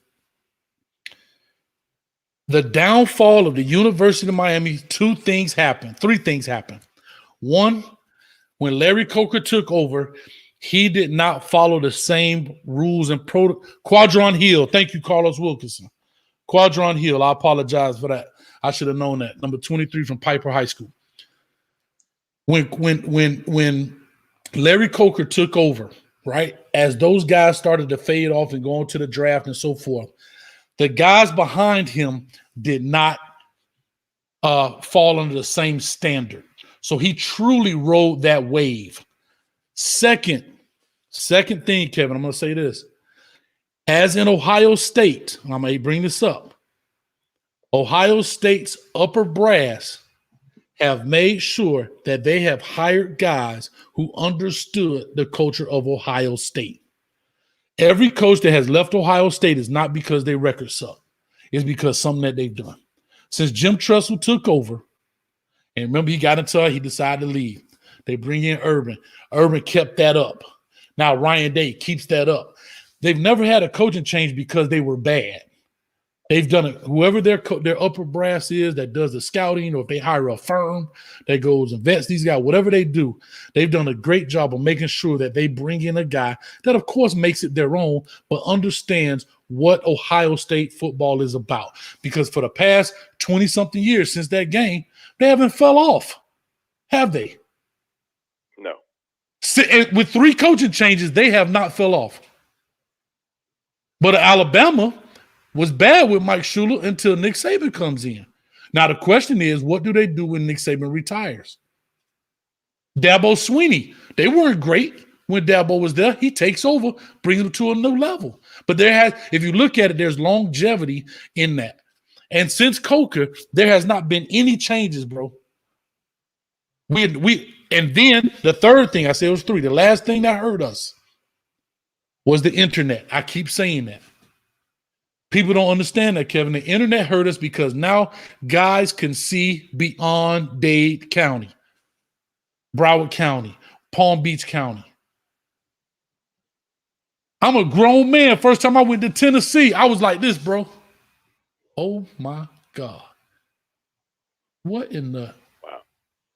I was a grown man taking kids to colleges, looking at coaching, taking guys to colleges, and I'm sitting there like, my Lord. University of Miami still had linoleum floors and asbestos ceilings. So the internet, when I bring up the internet, it put out there what is more to offer. Because think about this. If you were a Miami kid, and you know this V12, we were blessed. But we were blessed to go on and maybe have family. But probably 80, and I may just bring it up a number, but 80% of the people who live in Miami have never even been to Orlando where I live, which is 3 hours away, 3.5 hours away. Never been to Disney World. We took 22 kids to, I know I'm rambling, but I want to make my point here. We took 22 guys to Michigan State, 19 never been on a plane. We almost missed the plane because the parents don't know the difference between departure and arrival. I'm just talking about how tight-knit it was. Once the internet came, their eyes opened up. And now they could see. Guys never visit colleges until they went on their official visit. And usually by the time you go on your official visit, you pretty much got your mind made up. You're just taking a free trip. So why would I leave Miami to go all the way to Ohio State when my mama could play right here, could watch me play? Because remember, the internet also brought in streaming games, ESPN3, Fox Sports News, all this, where you see all games from everywhere. Back then, you only had ABC, CBS, NBC, and then maybe one ESPN, right? That's correct. So that's what I'm trying to say. And so Miami fell into a Nkosi Pera era. We outran our racing. It's time we got, you know, I'm trying to make that parallel, meaning like, we wanted so bad, but we just fell into the wrong era at the wrong time. And that's what hurt us. You see what I'm saying? Yeah, Coach.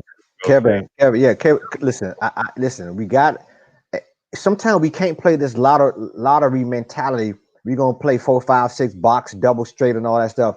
I think he can correct me if I'm wrong. He mentioned these upper caliber type of teams. You have to pay to play. And for what you expressed to me, Coach, you expressed on the show a few moments ago, if Blake James can write a check for T-Rob, when the next coach, if and when, and hopefully he giving Manny an extension that we can get back to where we need to be, when and if that time comes to hire the next thing smoking in college football, we got to write that check or pay him in Bitcoins or pay him in Litecoins. But we got to write that check. Coach, hey, you already know. Hey, we get that boy a lifetime membership to Tootsie's or something. All day. To the mint. We take him to the mint, something, man. Yeah, we gotta pay the other play.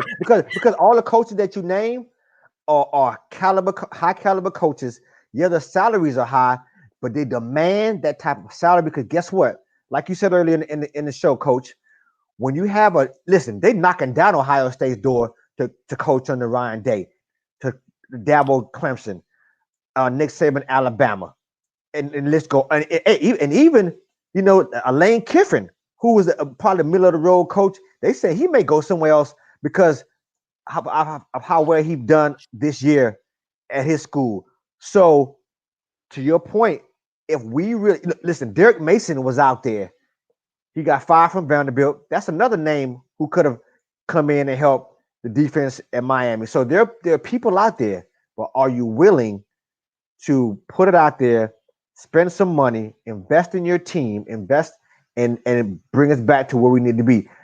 Back in the day, lucking up and getting a 3-star Ed Reed or maybe a 4-star Reggie Rain, that's not really happening no more.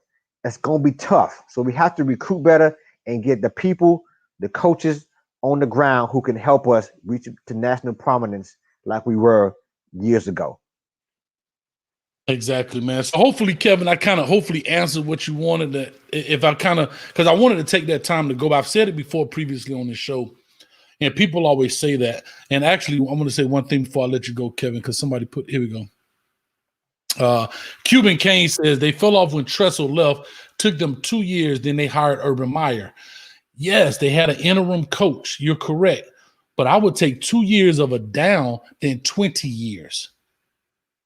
Think about that. 2 years of, because what was it? Luke Fickell that took over. I believe it was Luke Fickell took over for a little bit or whatever the case may be. And yeah, Miami beat them. But yeah, I'm just trying to say that the upper brass did a great job when it came to finding out who's going to keep that thing rolling. Because I remember, bro, and I'm tired of saying my stories about all the guys who left the city of Miami, went on to other teams, and went on to the NFL from the city of Miami, that we didn't even recruit, nor did we try hard to recruit. You understand what I'm saying? But I did that in previous shows, and that's a whole nother hour of me talking about from the back to the Sony Michelle's to the all them guys, man. It's too many of them that we lost out of here. One question before y'all cut me loose, gentlemen, and that is, do you feel that the University of Miami is using all their resources? And the one person that I wanted to, and I would say allude to, but I'm just going to just blurt it out, and that is Ed Reed being utilized to his fullest? Because I believe that could be not just an ambassador, because an ambassador to me would be a gross understatement. But I believe that, hey, if you can't get Ed Reed to beat, as far as beat the doors down as far as South Florida, as well as Louisiana, then hey, Ed Reed can't be an asset to your program. But I feel that he could be the MVP if he's utilized in that respect. V, you got it. Kevin, I think Ed Reed can only do so much. You got these kids, they looking at a Devontae Smith in Alabama, who came from a small town in Mississippi, I believe, to become the Heisman Trophy winner. What can Bama provide for them? They're looking at a Clemson. What can Clemson provide for them? Ed Reed, to a certain extent, what can he say? He can say, yeah, I played, with the greats. When I was there, we won a national championship. And he went on to do phenomenal things. And I think Ed Reed being there has also assisted with us getting some players that we have today. But I think he's limited in what he can do. And it takes a collective effort for us to go out and recruit better. And if we play better, one thing we know about society wants to go with winners. When you are a winner, when you are you're in front of the public, on the forefront of the publicity, and you're winning games, they want to be attached to you. Even though LSU fell off this year, LSU, all those type of teams, they're powerhouse teams. So I believe Ed is an asset. I don't know if they're utilizing him to the fullest, but can he probably do more? Yes, but I think he's done a tremendous amount in this short period of time. He's only been there a year in a capacity in which they named him as a assistant to the coach, or I forgot what they named it as far as the chief of staff. Chief of staff, right? He's been there a year, so his ceiling is probably going to go up. But when you have Ed Reed on your staff, that goes a long way. But he can only sell so much. And think about it. You can sell, we can sell 2001, 2000, where Clemson can sell 2 years ago. Alabama can sell this year. Ohio State can sell 3 years ago. It's just a tough sell when you're in Miami at this particular point in time. It's tough, unfortunately. And real quick, Kevin, I'm going to say this before I let you go, because I got guys backing up on the line. My question is, I don't know. I've said that in previous day. I asked my dog V12, he in the corporate world, he hear the word chief of staff, or he up there in that DC area. Chief of staff, what does that mean? What is his role? What is his defined role? Because like I've asked people before on previous shows, everybody in the comment section has said something different to me. Everybody. And I don't know what it is. So everybody has said something different to me about what his role is. Right now, Bergie just said down here, I'm sorry, hold on, I got to get this out of the way. See, Bergie says that, yes, Ed's job is being on campus recruiting tool. He does that. Another guy says his job is to do this, talk to Manny. His job is to do this. I don't know what his job is, so it's hard for me to answer that. And to push back a little bit on V12's point is, I don't know. Based on his role, because we're seeing our boy Deion Sanders doing it at Jackson State. He flipping some big-time names. And he ain't played in 15, 20 years. But the difference is he has a direct impact on them versus what Ed Reed may have.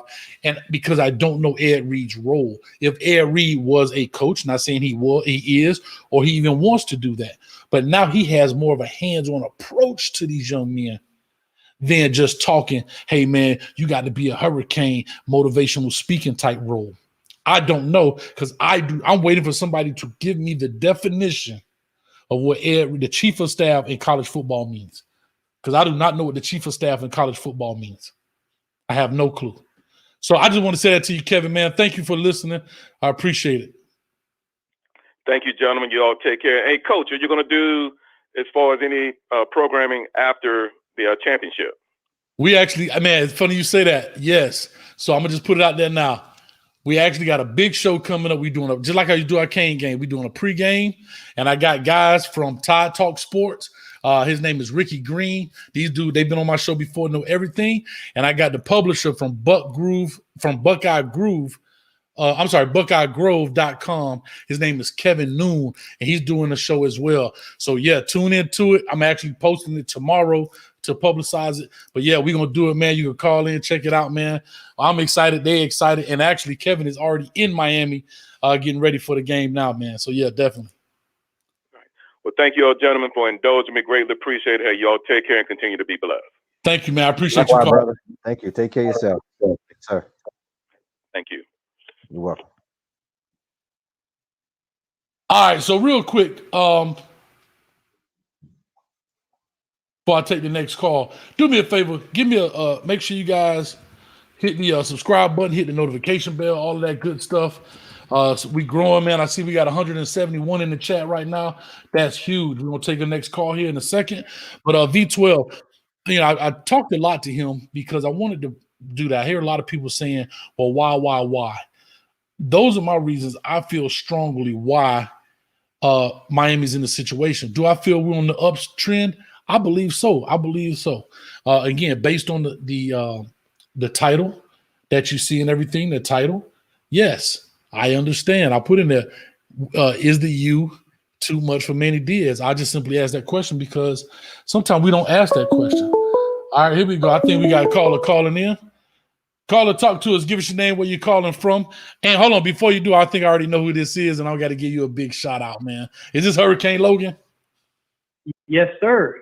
All right, Hurricane Logan, hold on one second. You did hit me with $2. We got caught up in the call. It says, love the channel. That number. I'm not going to put it out there too bad, but I'm going to hit you up before we get started.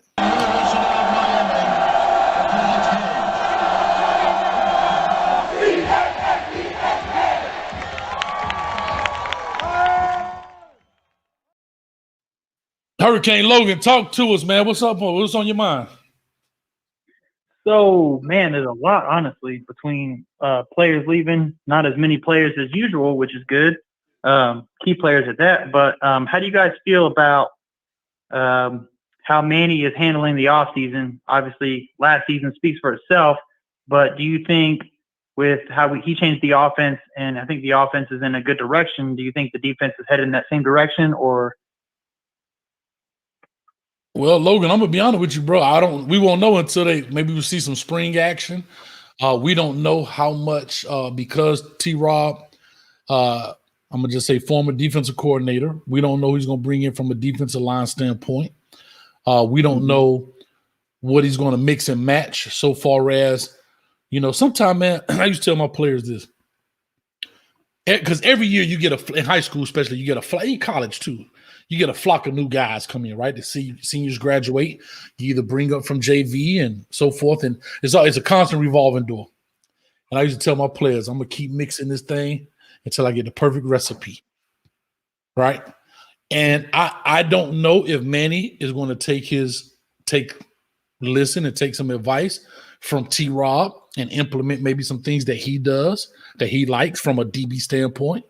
Let's just say, I'm just talking, let's say if Charlie Partridge gets the job, just using it as an example, may say, you know what, I'm going to take a piece of Charlie, put it there to make it part of my defense, take a piece of T-Rob and make it part of my defense, and then take my defense and create maybe another style. I don't know until we see it. I mean, we're only looking at names because at the end of the day, T-Rob can only do what he's allowed to do. Exactly. The D-line coach is only going to do what he's allowed to do. None of these coaches are only going to do what they are allowed to do. So just because you put a name on it, don't mean it's going to change anything. Exactly. And that goes into Ed Reed being our chief of staff. But I did want to ask you a really good question because I'm big on Twitter. Everybody here knows Joaquin Gonzalez. He posted, so we hire a fire defensive back coach from the 101st ranked defense last year. I'm pumped. We should just hire AJ Mikado, the jeweler, to be our new DC. How do you feel about that tweet from a former Miami great, you know, who's been really outspoken about how things have been going, honestly? Oh, no, say that again. He said we fired the who? 101st what? So he said, we hire a fire defensive back coach from the 101st ranked defense last year. I'm pumped. We should just hire AJ Mikado, the jeweler, to be our new defensive coordinator. Listen, I thought that's what you said, Logan. Where he's at. Yeah, no, I understand. But I thought that's what you said. I just wanted to hear it again because I'm not gonna lie to you. While I'm doing this, I'm doing 1,000 other things, so I'm listening. But I just wanted to make sure I heard you correctly, man. V12, I'm gonna let you go first because I got something I really want to say about that. Go ahead, V. Well, listen, I tell you what, Joaquin is a legend. But hey, that conversation between him and Ed Reed goes down as one of the greatest quotes I think ever in sporting history. However, our 108 defense, I think that was better than where we stand right now. So it appears to be a minor upgrade. A minor upgrade. We just spoke about this. Was Rump a scapegoat? Probably so. But does T-Rob deserve a shot to see if he could turn this thing around? I think so. Absolutely. You have to be able to mix things up. And I get Joaquin's point. Listen, he's a legend. He can make those points and he can say things like that. And I accept that wholeheartedly. But again, the DBs play horrible. How much longer do you sit there and have this? They haven't played well, and maybe Mike Rump's time was up. It's just a tough shake for Mike at this particular point in time. Exactly. So I just want to be clear. What was our ranking, Logan? Because I thought we were a little higher than 100 and something. What was our defensive ranking at the We end were of the season? definitely higher than that, I know. Yeah, I just want to be sure. Because I think we were in the 50s, if I'm not mistaken. If I'm not mistaken, I want to say we were in the 50s. Are you talking about our defense? Yeah, our total defense, our ranking. Because you just said he used 101. So that's compared to our. That's a former player, obviously, but we were 14th. The Miami Hurricanes. Nope, never mind. No. We ain't won 14. I'm wrong. That's all like 14. Yeah. No, I knew, but I don't know if we were as low as that. But I'm going to say this: we were probably in the 50s. Oh, that's 2019. Yeah, so I'm gonna just say in the 50s. Now I'm gonna say this, and I didn't want to be this guy. No, we right here, Hurricane Millie. That's what I thought we were. It said we were ranked 53rd. That's what I thought we were ranked. I knew we were in the 50s. I'm gonna say this, man, and I don't want to be that guy. I hate to be that Debbie Downer. I hate to be that guy. I hate it. But I'm a very black and white person, meaning there's very little gray area in me. I like science and math. I hate English because it's too subjective. Amen. 2 + 2 is 4. It's not 3.9. It's not 4.1.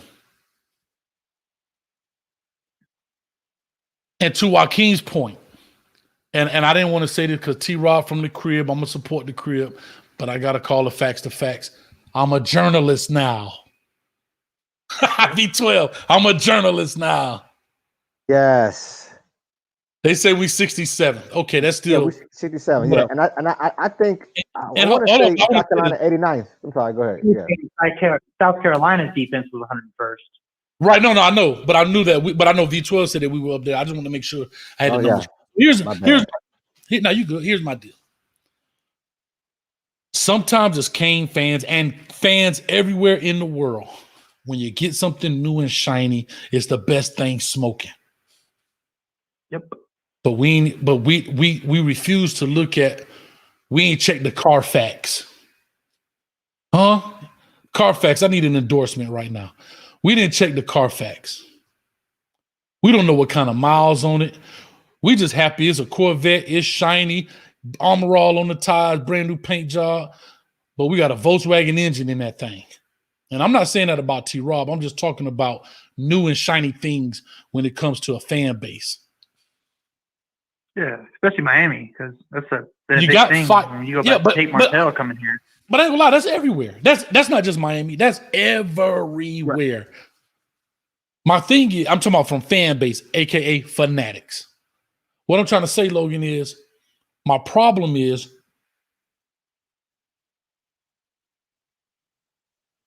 and I don't want to be this guy, but I am. No, it's okay. What does T-Rob bring? Like you said, bringing 104 just got fired. And I don't want to be that guy. I wish the best for him. Don't get me wrong. I'm just asking from a business, upper brass, Blake James. I'm talking about if I'm sitting on if I'm on the hiring scale, what does this guy bring to us? And you were the DC and you were 100 and something. It's only 28 teams. You 100 and something. So if I can give my personal opinion, and I'm not saying it's correct, obviously he's an elite South Florida recruiter, and I think a lot of old school Hurricanes, whether they be players or fans, are stuck in that old school mindset, and that's kind of gone. I mean, it's gone. But either way, I think this guy can definitely recruit South Florida, and he's a good addition. And I think we've had issues in the defensive back level. So to sit there and bring in someone fresh and someone that is in my opinion, a good coach to be in Miami, I think that's a good addition. So I personally, I quoted Joaquin Gonzalez's tweet and I didn't agree with it, but I just wanted to see what you guys thought about it. I didn't personally really agree with it. No, I think it was a good point. I mean, it makes you think, you have to realize too, I agree with the recruiting point. One of the commenters mentioned recruiting, and you also mentioned recruiting as well. And I think development goes a long way. He's developed a few defensive backs along the way through his coaching career. He a lot, yeah. And just, he hit in the, South Carolina also plays in the SEC. I mean, I think it's definitely a little bit tougher where you are. But to his point, Joaquin's tweet does open up the conversation to what Coach says. Everything that glitz may not be glamour. But to your point, let's give him a shot. Because what do we have now? We gave Mike Rump his shot. So let's give T-Rob a shot. Maybe he can produce. Maybe he can help develop these DBs into high caliber type of defensive backs and can get drafted in the NFL again like we have, in the past. So he brings a lot to the table. Will Muschamp was a heck of a defensive coordinator. And so to be under that tree, under that tutelage, I think goes a long way. Well, the big thing too with T-Rob is he's put a lot of defensive backs in the NFL. Absolutely. When you look at the defensive backs at Miami, you got DJ Ivey, Gervin Hall, targeting Amari Carter, excuse me. You got a lot of guys that, especially Amari Carter, when you sit there and every game he gets kicked out for targeting, you sit there and you question, you say, at some point this becomes coaching. At some point it becomes coaching. And it goes back to even the wide receivers in the Cheez-It Bowl when they were dropping balls and you're like, okay, these guys are dropping balls. Why aren't we getting new guys in? Because it's not happening right now. It's not happening. And then Cozy Perry came in and he was making plays, but he didn't get no help from the receivers.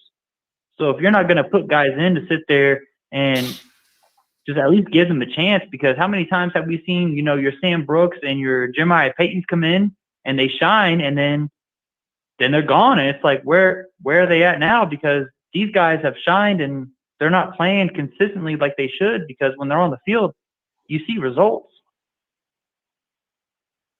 Yeah, I'm gonna just say, like I said, I wanted to bring that up. It's funny you brought up that tweet, because I always say that some guys are better at doing something than something else, right?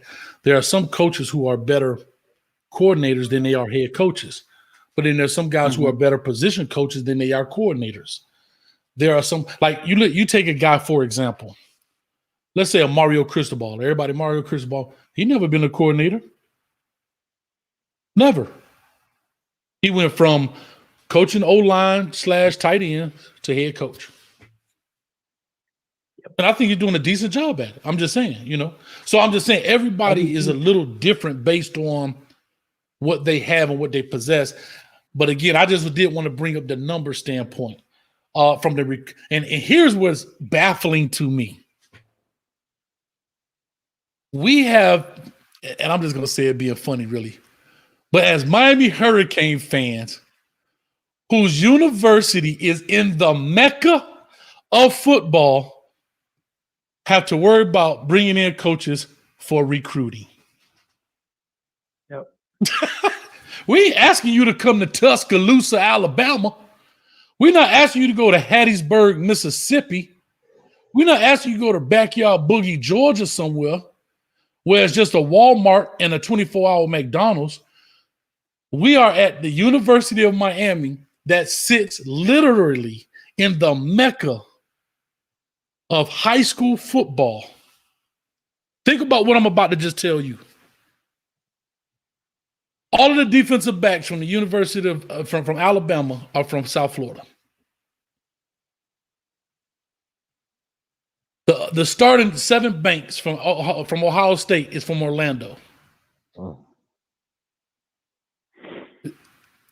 Jared Judy, Amari Cooper could throw a rock at the University of Miami and hit Sebastian dead in his beak, and we have to get guys who can recruit for us.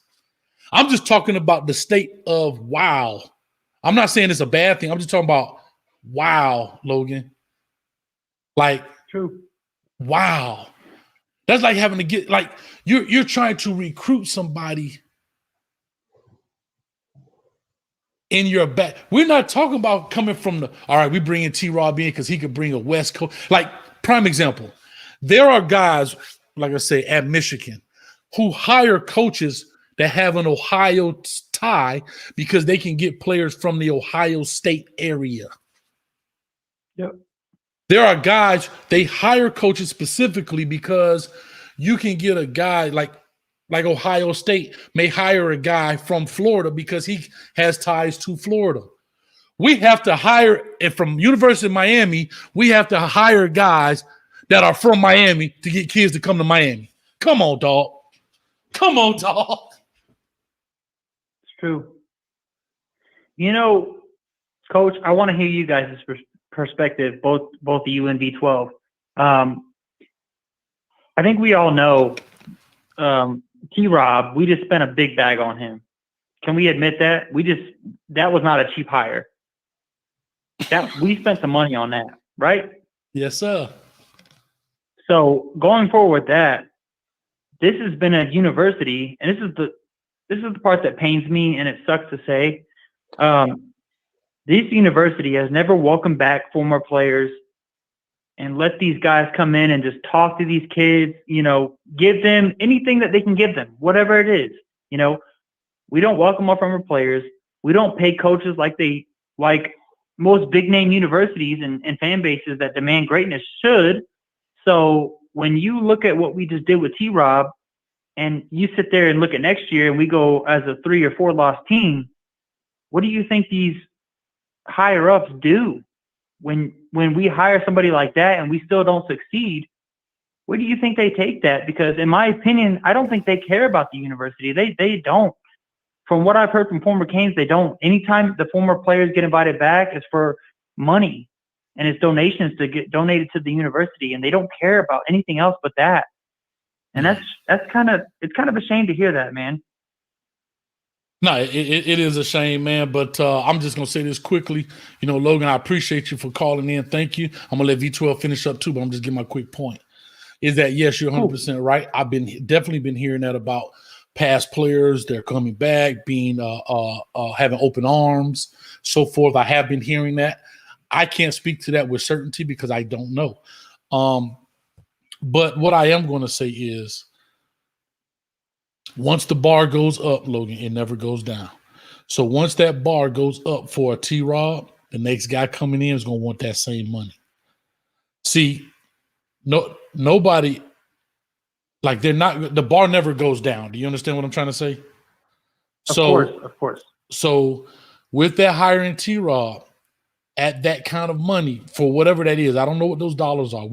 I think everybody's only speculating at this point. I want to know really bad. Yeah, we want to know. So guess what? I'm gonna go knock on the door. Hey, T-Rod, dog, what you got for that? Talk to me. I feel you. I know what you're saying. Nah, but just saying, but for real though, we don't know. I wish him nothing but the best. I wish the Canes nothing but the best. But what I do like to do on this show is I do like to pose questions to make people think. That's it. It's not that I'm hating, and I'm not saying that you said that in any way. I'm just talking. I'm just saying I like to pose questions about things that maybe some people don't think about, because sometimes as fans, perspective, man. Yeah, we get caught up with the shiny. We get caught up with this, and then when we get in the car, ain't no engine. You understand? And I'm not saying that's the case. So V12, I'm gonna let you finish that out. Hurricane Logan, thank you so much, and then I'm gonna go ahead and I'm gonna let you off, and then we'll get the new caller in. Yeah, Hurricane Logan. I hang up now. Actually, thank you though. All right, Hurricane Logan. Yeah, I respond to you. Listen, it's twofold for me, because at one particular point in time, we had all the greats on the sideline. We had, when it was fun, and you have Ray Lewis there, you have the Warren Sapps, you have the Michael Irvins, and we were losing to FIU, or we're having a big fight with FIU. And so I guess the university takes a step back, and I guess they're limiting the amount of people or ex-players they can have on the sideline, and we have an issue with that. I think we have to get back. These guys played there. I think they should be working with open arms. Most of them who come back, who you've seen all the time, the Devin Hesters, the Michael Irvin, the Warren Sapps, the list goes on and on, the Edgerrin James. These guys are Hall of Famers. They need to be walking back to the sideline to instill, and so these players know the culture there. But again, sometimes they appear to shun them because we ain't been winning. So when you winning, in the past, this year we did, but when you winning, it's all good to have everybody on the sideline. Clinton Portis, we having a parade. But when you losing, it's like they're a distraction. So you have to make up your mind. Are they going to be there on the sidelines to cheer the players on, to instill a sense of pride and culture in these young players, or are you going to say, hey, you guys have to step away? Because think about this. A lot of these players who play at the U, they have relatives who've gone on to play at the U. Michael Irvin, his son went to the U. He loved the U. Ray Lewis's, I think, son went to the U. As in James, Javaris James, I think it was his cousin, went to the U. So they're vested in the University of Miami because they went there and they had a great experience. So let's continue to extend the invitation to have these guys on the sideline. And one more thing, Coach. Here's what I don't understand. You have the brother from, I think his name is Mitchell, from the University of Cincinnati. Freeman, Marcus Freeman, University of Cincinnati. He was out there. He takes the position at Notre Dame. Cincinnati's defense did pretty good this year. How come we didn't go after a coach of that caliber? But again, I know he's a defensive coordinator. We're not looking for a DC. We need guys like that. Cincinnati came from the ruins to become a powerhouse this year. So we need to start recruiting guys who have that pedigree and who can play, as a position coach, instill the leadership and the skills in our players. I agree. And real quick, I'm going to say this before I answer this. I see a couple of people put in there. Do me a favor, man. I see, man, we hit the 100 likes already. I'm loving it. Thank you so much. Hit the subscribe button, hit that notification bell as well. But I do want to say this part. And again, I said it earlier when I was talking to Hurricane Logan, that I do like to just pose questions to create conversation as well as to make people think and not just go with the, as they call it, the status quo. So Garrick says, I'm confused. Does Hayes and V12 not like the T-Rob hire? No, I'm fine with the T-Rob hire. That's home team. I'm all for it. But I do want to, based on what Hurricane Logan posed with the Twitter feed or whatever it was called, I just wanted to say to myself, to tie into what V12 just said, if we're going to spin the bag, as they say, let's spin the bag on a Freeman who has taken a Cincinnati, who's a group of 5 program, and made them hella competitive to the Power 5 teams. That's what I'm trying to say. If we're going to spin the bag, let's spin the bag on a dude that has consistently shown, you understand what I'm saying? And not just a name game. I'm not buying Jordans because they're Jordan when XJ900s might be better for me. And if you know what XJ900s for, do me a favor, give me a thumb up in the comment section and hit that like button too. But you understand what I'm saying? Yeah, I got a better one for you. Go ahead. If you know what pro wings are, hey, give Coach 3 likes right now. Pro wings, we there all day. But I do like the T-Rob hire. My point is, we have to somewhat, to Joaquin's point, to address what Joaquin was saying, we have to somewhat temper expectations. Now we're gonna give him a shot. T-Rob gets his shot, but we gotta temper expectations because, again, from what we understand, the defense at South Carolina was in the worst position than Miami was, and so we just want to temper our expectations. I think they're making adjustments, they're making moves, and let's see where it goes. Let's give the brother his shot from the area, can recruit well, and he's put people in the league, and he appears to be a good coach. So give him a shot. So I like the hire. I like the hire too. Real quick, I'm going to pop up here. Imperial Clothing Company, $5 donation, says we keep getting South Florida talent and doing nothing with it. Of course, elite kids don't want to come. As well as, I got another one, get 2 for 1 here. I just saw it. No, where it went. Here we go. One shout out for Hurricane Millie in the building with the 499. Says dog coaches recruit dog players. Let's spend that money. You will. I agree with you 100%. Let me give you your flower, man. Let's go ahead and make it happen. Your appreciation. Thank you, man. Guys.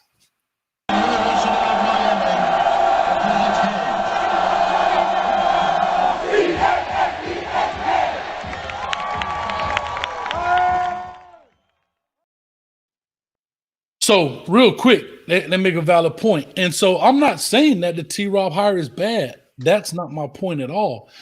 My point was, like I'm saying, if we're going to spin the bag, as they say, let's spin the bag, right?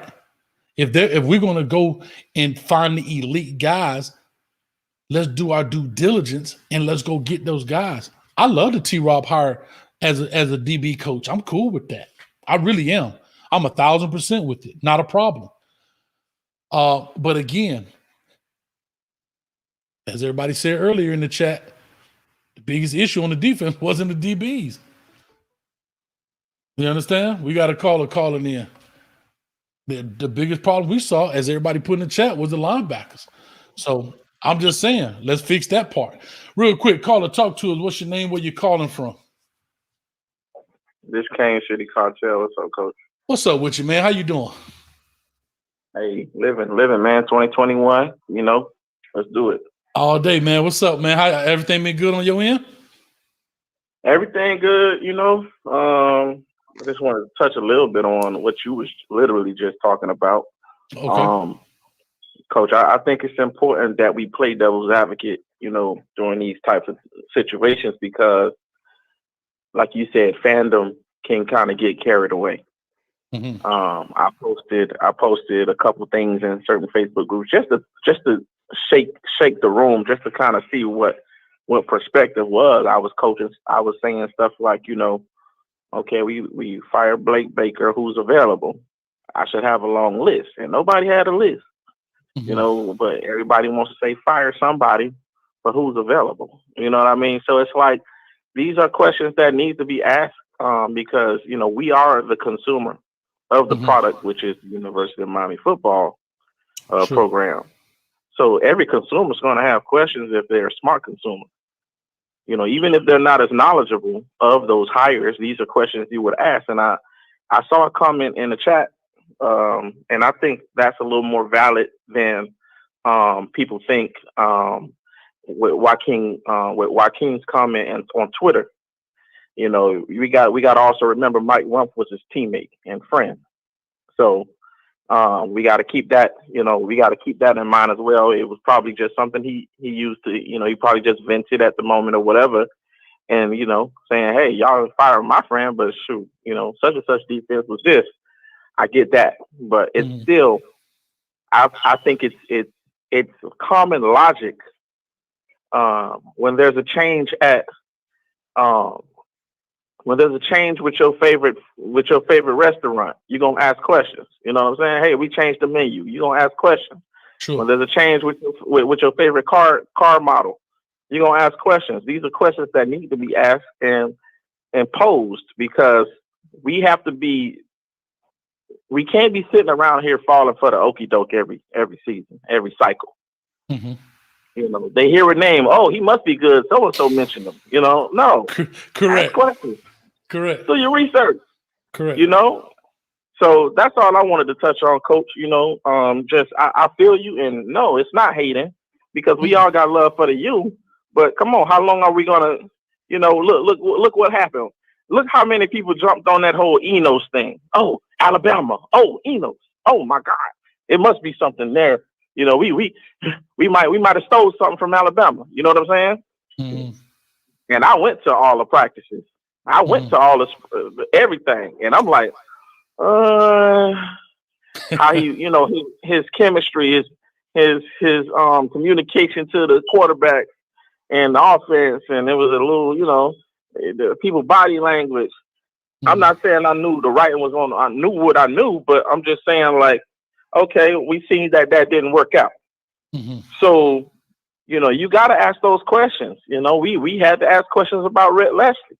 Mm-hmm. Let's ask the questions and let's see the product. So it's okay to be a wait and see person and not just jump on the name game. So that's all it was, Coach. I got you. Let me ask you a quick question before you go, and not to be in your pockets or anything like that. I'm just asking, just roundabout. What do you think you spend on Miami stuff, whether it's going to games, a paraphernalia, all of that stuff, memorabilia, all those type of things? What do you think you invest in the program a year? Maybe directly or indirectly, just so you can enjoy the experience. What do you think that is? I'm going to tell you like this, Coach. I'm a ticket holder. Okay, enough said. Boom, right there. You ain't got to say nothing else. Hold on. Okay. No, I need to give real perspective, though. Okay. I'm a season ticket holder. I have very good seats. I'm not going to say where my seat's at, but they close to the field. I travel. I'll be in Atlanta. You know what I'm saying? Paraphernalia. I got coffee mugs, this, that. My son just bought me 2 University of Miami wine glasses for Christmas. Like, we all U'd out over here. Right. Orange and green, everything. Mm-hmm. And then that doggone hard rock food and drink ain't no joke either. Ain't no joke. You add all that up, Coach. Man, it's in a thou hour, Coach. I got you. So I'm gonna tell you why. I asked you that. Mm-hmm. I ask you that as a small percentage of the amount of people across this country who do the same thing you just done, and even more, some even less. But I ask you that to simply ask you this: when you invest in something, like you said about asking questions, you don't just hand your money over because it sounds good. If you got a financial advisor, you want to know the ins and outs of that this tax shelter annuity. What is it going to do for me? How long does it take for it to mature? If you buy a brand new car, how fast does it go? What's the gas mileage? What's this? Anything you invest your money in, you want to know the ins and outs about it, right? Yes, sir. So I said that to say this. That's the problem with fans. We go with what the seller is telling us instead of asking the hard question. It's not hate. I just want to know what you're buying for this X amount of dollars. You got this bag on the, not just him, this is all coaches. Whoever you hire for the D-line coach, we're going to do a show. Who is this guy? Where is he from? What did he really do? Because you have an investment in the university. Whether it's directly or indirect, you have an investment, as do many others in this world. So I just simply said that these are the questions I like to ask. So I don't want people to misconstrue these questions and maybe some of this reluctancy to be hate or to be, oh, I don't like it. No, I'm gonna roll with it. I just want to make sure what we've invested in is the best possible we can do. You understand? That's all. Hey. 100%, Coach. 100%. And if everybody was like-minded, we would have more power than we think we have now. All that moaning and crying and all these groups and all this stuff, that ain't getting nothing done. But when I'm not gonna lie, Coach. I travel a lot, and I'll ride through Alabama and turn on AM radio. You know what they talking about 24/7? Crimson Tide, Roll Tide. Assistant coach this so and so. We don't know. He ain't getting it right. Such and such coach. And they talking about they money. They talking about they everything. They ain't playing. Yeah. They ain't playing, right. But they knowledgeable about the ins and outs, and that's what it takes to the consumer holds the power. And we stop going to the games. Oh, it's gonna be some money falling out the sky from somewhere if we ain't got it. It's gonna be some money just mysteriously showing up to make these moves. So let's not, we was flying a doggone, excuse me, Coach, we was flying a doggone plane over the stadium to fire out Golden for how many weeks? And that took money. So, and as you said, that took some thou wows. Yeah. So we don't get it, but I think that's just a part of it. That's just a part of fandom. It's gonna be here forever. But but it's okay, guys. It's okay if Coach Hayes asks tough questions. He's a journalist now. I'm a journalist. So, hey, shout out to Dante Colon, my West Coast king. He told me you ain't no journalist, dog. You a talking head. So I'm a talking head. Oh, dog. No, not no Anderson Cooper nut. One of them type of dudes. Talking head, dog. Coach boots on the ground. He on location. He Geraldo Rivera. Hey, I got a better one for you. I'm Rick Sanchez, exclusive, Channel 7 Live. Oh man, Channel 7. Rick we Sanchez. are in. All right. We are in Cuba behind Fidel Castro. Hey, remember Rick Sanchez was everywhere, boy. He came up. Rick Sanchez came up now. Yeah, he did. But man, I appreciate you, Cartel, man. Thank you, man, for watching. I really do. Thanks a lot, man. All right, Coach. Later. Okay, now, bye. That's good, man. That's great insight. Real quick, V12, man. Andy Raphael says need Winston Moss for linebacker coach. Ton of experience. Man, real quick, I'm going to give you your shout out, and then we're going to talk about it.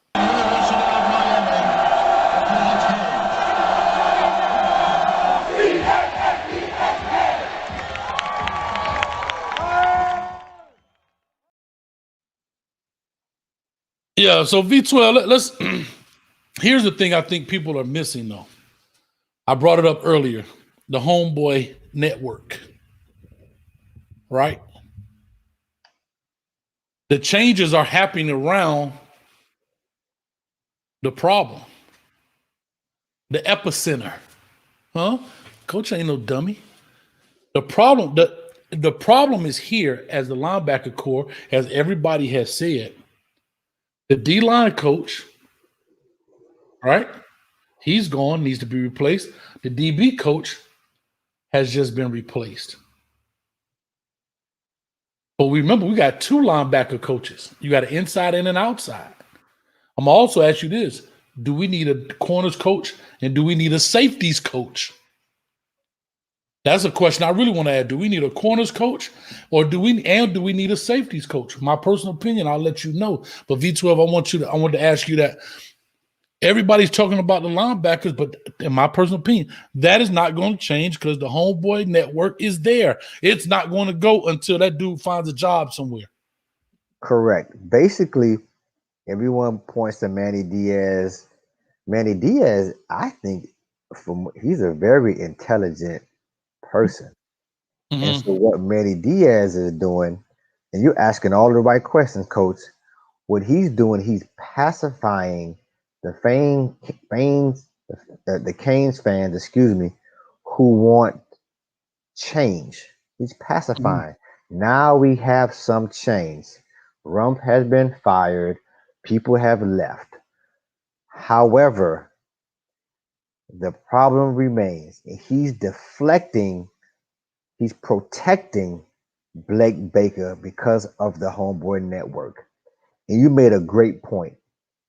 Manny Diaz's success, by and large, is connected, or Blake Baker. This reverse it. Blake Baker's success is connected to Manny Diaz, or vice versa. And once he decides to let Blake Baker go, he has to take a really, really strong look at himself. So Blake Baker, apparently all season, has been the issue, but they chose to address other aspects. But we'll see. We'll give it one more year. But I agree. I see where you're going with this. What he's doing, Coach, he's deflecting and protecting his buddy because it's the homeboy network. And who am I to say if it's right or wrong? Because, Coach, guess what? If that was V. Wilson and now V12 and Coach Hayes, I'll protect you, cuz. But at the end of the day, I had to sit you down there with some drinks and say, hey, bruh, what we gonna do here? You know what I mean? And we have to, as men and as friends, we gotta be like, hey, you know what? Right now it ain't working. You've been there. And sometimes that's what it takes. That's real talk. And I'm gonna tell you this, V12, before we get our call on. Bruh, if you're a real man about it, and you was the head coach, V12, you sat me down and say, bruh, if we got that kind of see, here's the problem. If we ain't got that kind of relationship, I ain't got no problem firing you. I really don't. I've done it.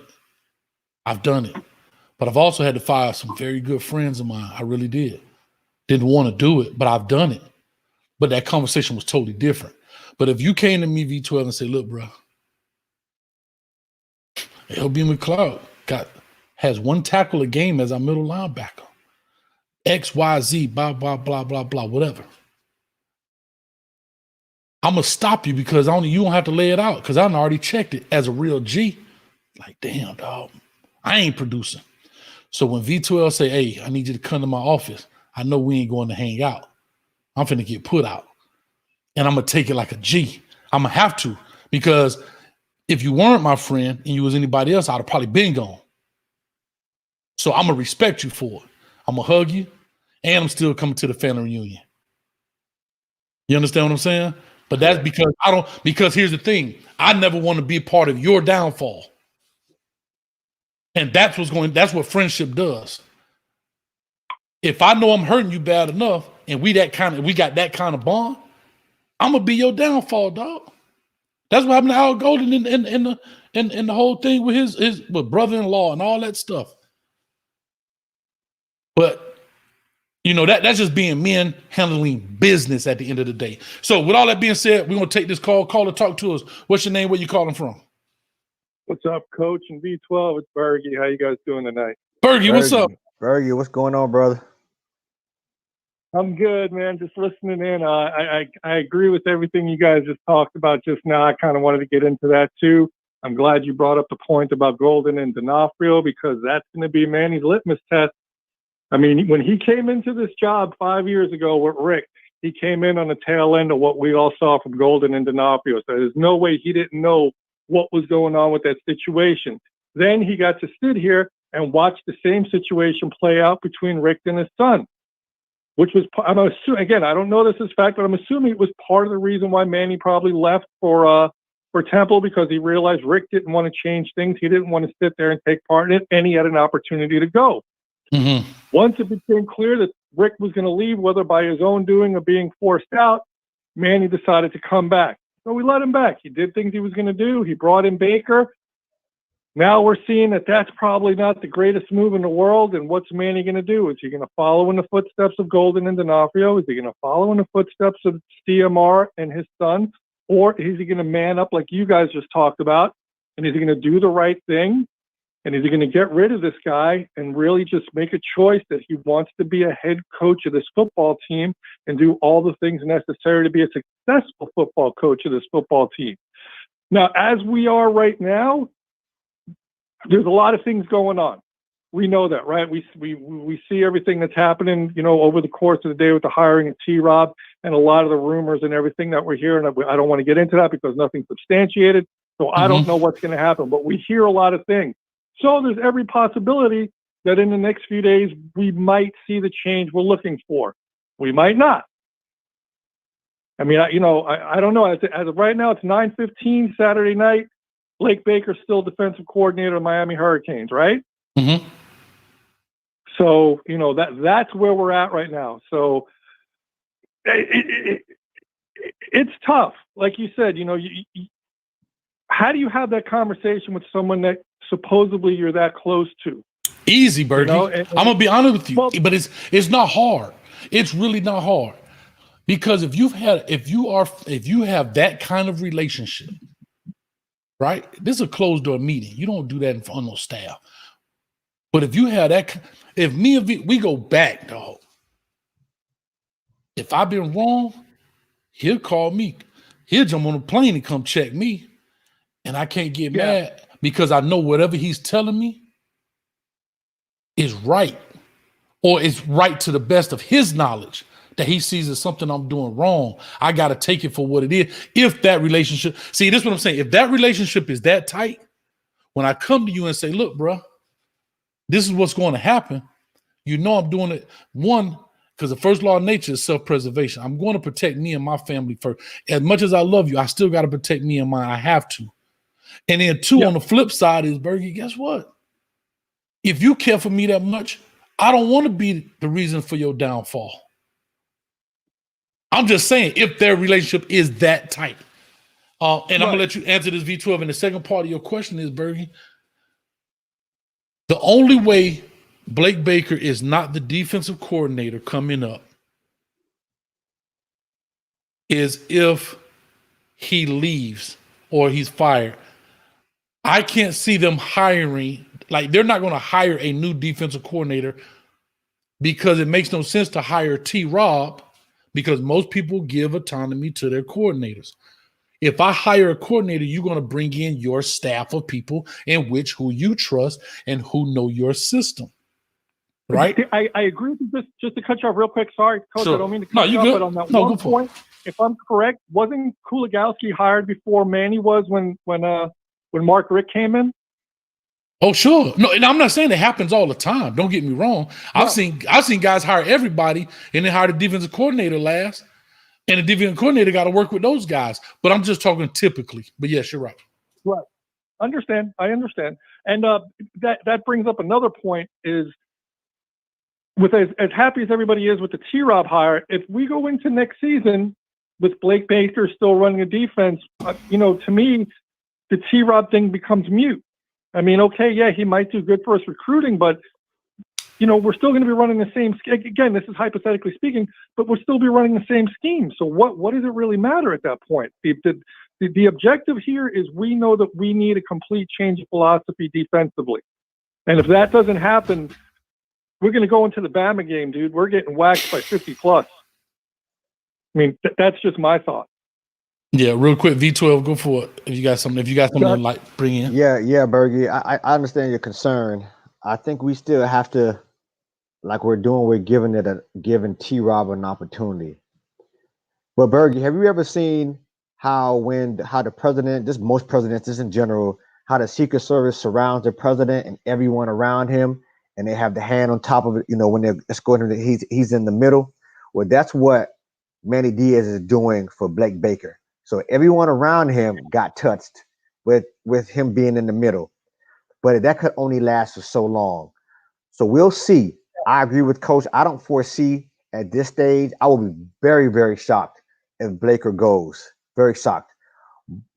But I think next year will be the telltale season for Blake Baker and for Manny Diaz. I think it has to come. It's going to come to a head, whether it's going to be a amicable separation with them two, depending on what's happened, or if it's going to get ugly.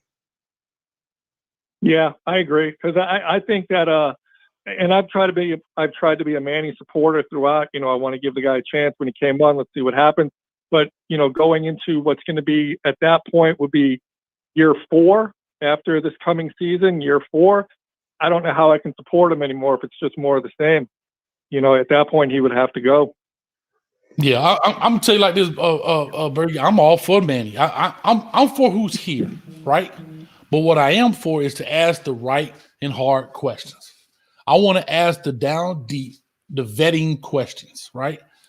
Because I'm gonna always support the Canes. I don't care who's here. Bobo the Clown could be out there. Now I'm gonna ask why he need to have them big red shoes on, but I'm gonna ask. You understand what I'm saying? Why does he have to have that? But I'm gonna ask those questions. And I just like to pose questions that make people think. And I'm gonna tell you this because I coach and I look at it from a different lens than a lot of fans look at it. So therefore, I like to bring those things in and to ask those. Here's what somebody says. Tori Evans says, I agree, coach, but Manny is Baker's mentor. He looked up to Manny, so Manny may look at him as like my son. This is why you should never hire someone you can't fire. I'm going to tell you why I push back on that just a little bit. I know, Bergie, you're still on the line, but I just wanted to bring that up. I want to ask you a question about it. Because I know you told me you were in the construction business, if I'm not mistaken. Sure, correct. Yep, that's correct. That's true. I always remember this. Anybody can be fired at any time, and I'm going to tell you why. It's not hard to do. It may suck to do it, but it's not hard to do it. Because if that same one that you care for and love for went out there and let's just say, I'm just giving an example because it's been happening. Let's say he commits domestic violence or whatever against his wife. You're going to have to fire him. Right? Yeah, absolutely. You're not going to go stand up to the AD and the president of Booster and say, he's my mentee and I love him to death and I'm not firing him. He made a mistake, but you're going to fire him because if not, they're going to fire you. Would you agree? I agree. So it's the same thing. That's a quick death. This is a slow death, but it's a death indeed. What I'm trying to say is if you keep prolonging this, you're going to get fired because of him. Or you can stand in the paint and get fired for him and stand in the paint. Hey, yeah, I know he beat on his wife, and I'm standing up for him. Yeah, we go to today. You ain't able to go. Or you let this guy kill you slowly, and both of y'all get up out of here. So I'm just saying anybody can be fired at any point. You know what I mean? Yeah, and look, believe me, I'm all for getting rid of the guy. Believe me, I mean, I hope that whatever's going to happen over the course of the next few days, couple of weeks, however long it takes, that something really is done where there's a switch flip where Manny goes, all right, everybody's out and we're just doing this all over. I mean, that's my personal want. I'm just hoping that it comes down to it. So we'll see what happens in, like I said, we'll see what happens in the few days that's coming up. I hate to make it, like a doomsday kind of call, but this is just a really touchy period we're in right now. It's like kind of make or break with us right now. So I'm hoping that we make it, not break it. You know what I mean? So. Nah, sure. I'm with you 1,000%, man. And like I said, I'm all for it. Vito, of anything before we close out with Bergie? Yeah, well, Bergie, listen, think about this. We're already in the second week of January. Spring ball is not far behind. So we get a good understanding between now and then. Again, I don't foresee him being fired, but once you get in the spring ball and T-Rob gets on board, we get a chance to see, what he could bring to the table. And I don't know. I don't foresee Manny firing him, because again, spring ball is right in the corner. They're pretty much set by and large, I think, for the season coming up. But we get a chance to see spring ball, and then in the fall we get a chance to see what has transpired between this defense and with the addition of T-Rob and if they hire a defensive line coach, things of that nature. Yeah. All right. Well, guys, thank you very much for giving me an ear, man. You guys have yourselves a wonderful weekend, and we'll do this again sometime. Alrighty, man. We're gonna take one last call before we get out of here. So you're welcome. Thanks a lot, Bergie. We'll take one last call before we get up out of here. You guys have been great. Hit the subscribe button, hit the likes before we get up out of here. We almost at the 2.5 mark, which is perfect, man. like I said, also while I'm doing this, waiting for the next call to come in, Monday at 6 p.m. You don't want to miss. I know we Canes fan, but we all still gonna watch the national championship, right? We still football fans. Make sure you check us out at 6 p.m. I got my man Ricky Green, who is at Alabama, like Cartel called in. We're talking about this dude even knows why they called it Crimson Tide. So it's crazy. You understand what I'm saying? So you want to check him out, as well as we want to check out my man Kevin Noon, who is from BuckeyeGrove.com, and he's going to be on the show as well. He's actually in Miami checking out the show, and it's perfect, man. So I can't wait to get those guys on, and we're going to definitely break it down, as well as we're going to jump on straight after the show. We're going to jump on straight after the show, and I'm sorry, trying to get this phone line open. Somebody was calling and hung up. All right, trying to do the show right after as well and talk about the national champion, so it'll be great. Here's one thing I do want to say, V12, while we're waiting on the phone line call in. Here's the thing. Too late. Call in. Caller, hold on 1 second. We're going to make this last point. Here's one thing I'm going to say for T-Rob's advantage now, and not hate, just talking. The DBs coming back got a year of experience under their belt now. The Bubba Bolden. Carter, he's gone, right? I haven't heard anything about Carter. I'd be surprised if he leaves. He may need to come back, but yeah, I don't think he's a safety. I think he's somebody putting there through. I think he should be down in the box some more. But I'm just saying, your corner's couch got some good playing time. Those guys got good playing time. Now, again, does the learning curve change because the defense changes, or does the stay the same and you add to it? Do you add to it just to see? Real quick before I get into the caller, Alakazam, I need you to holler at me, man. I got a hunting story for you since you were talking about. I know you're out in Wyoming. So real quick, V12, we got a caller calling in. Talk to us. Give us your name, where you're calling from, and you'll be the last one for the night, man. Fellas, this is Hurricane Mike. Hurricane Mike, what's going on?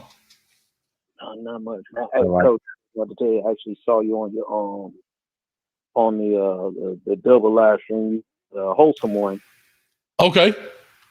Yeah, so that's how I first saw you. So I done subscribed and everything to your page and everything, man. But I enjoy. I appreciate that. I enjoy the intake, man. Thank you. Thank you. Yeah. I I use my public account, but I was the one that actually wrote in the thing. You know, you had made a statement earlier about the T-Rob and that we needed to go get someone with South Florida ties to, you know, get South Florida players. And I was the one that wrote that, you know, we keep getting South Florida talent and we're not doing anything with it. Mm-hmm. Okay, I did see that. I did see that. Yeah. You know, I mean, I just keep looking back at the Butch Davis, you know, years.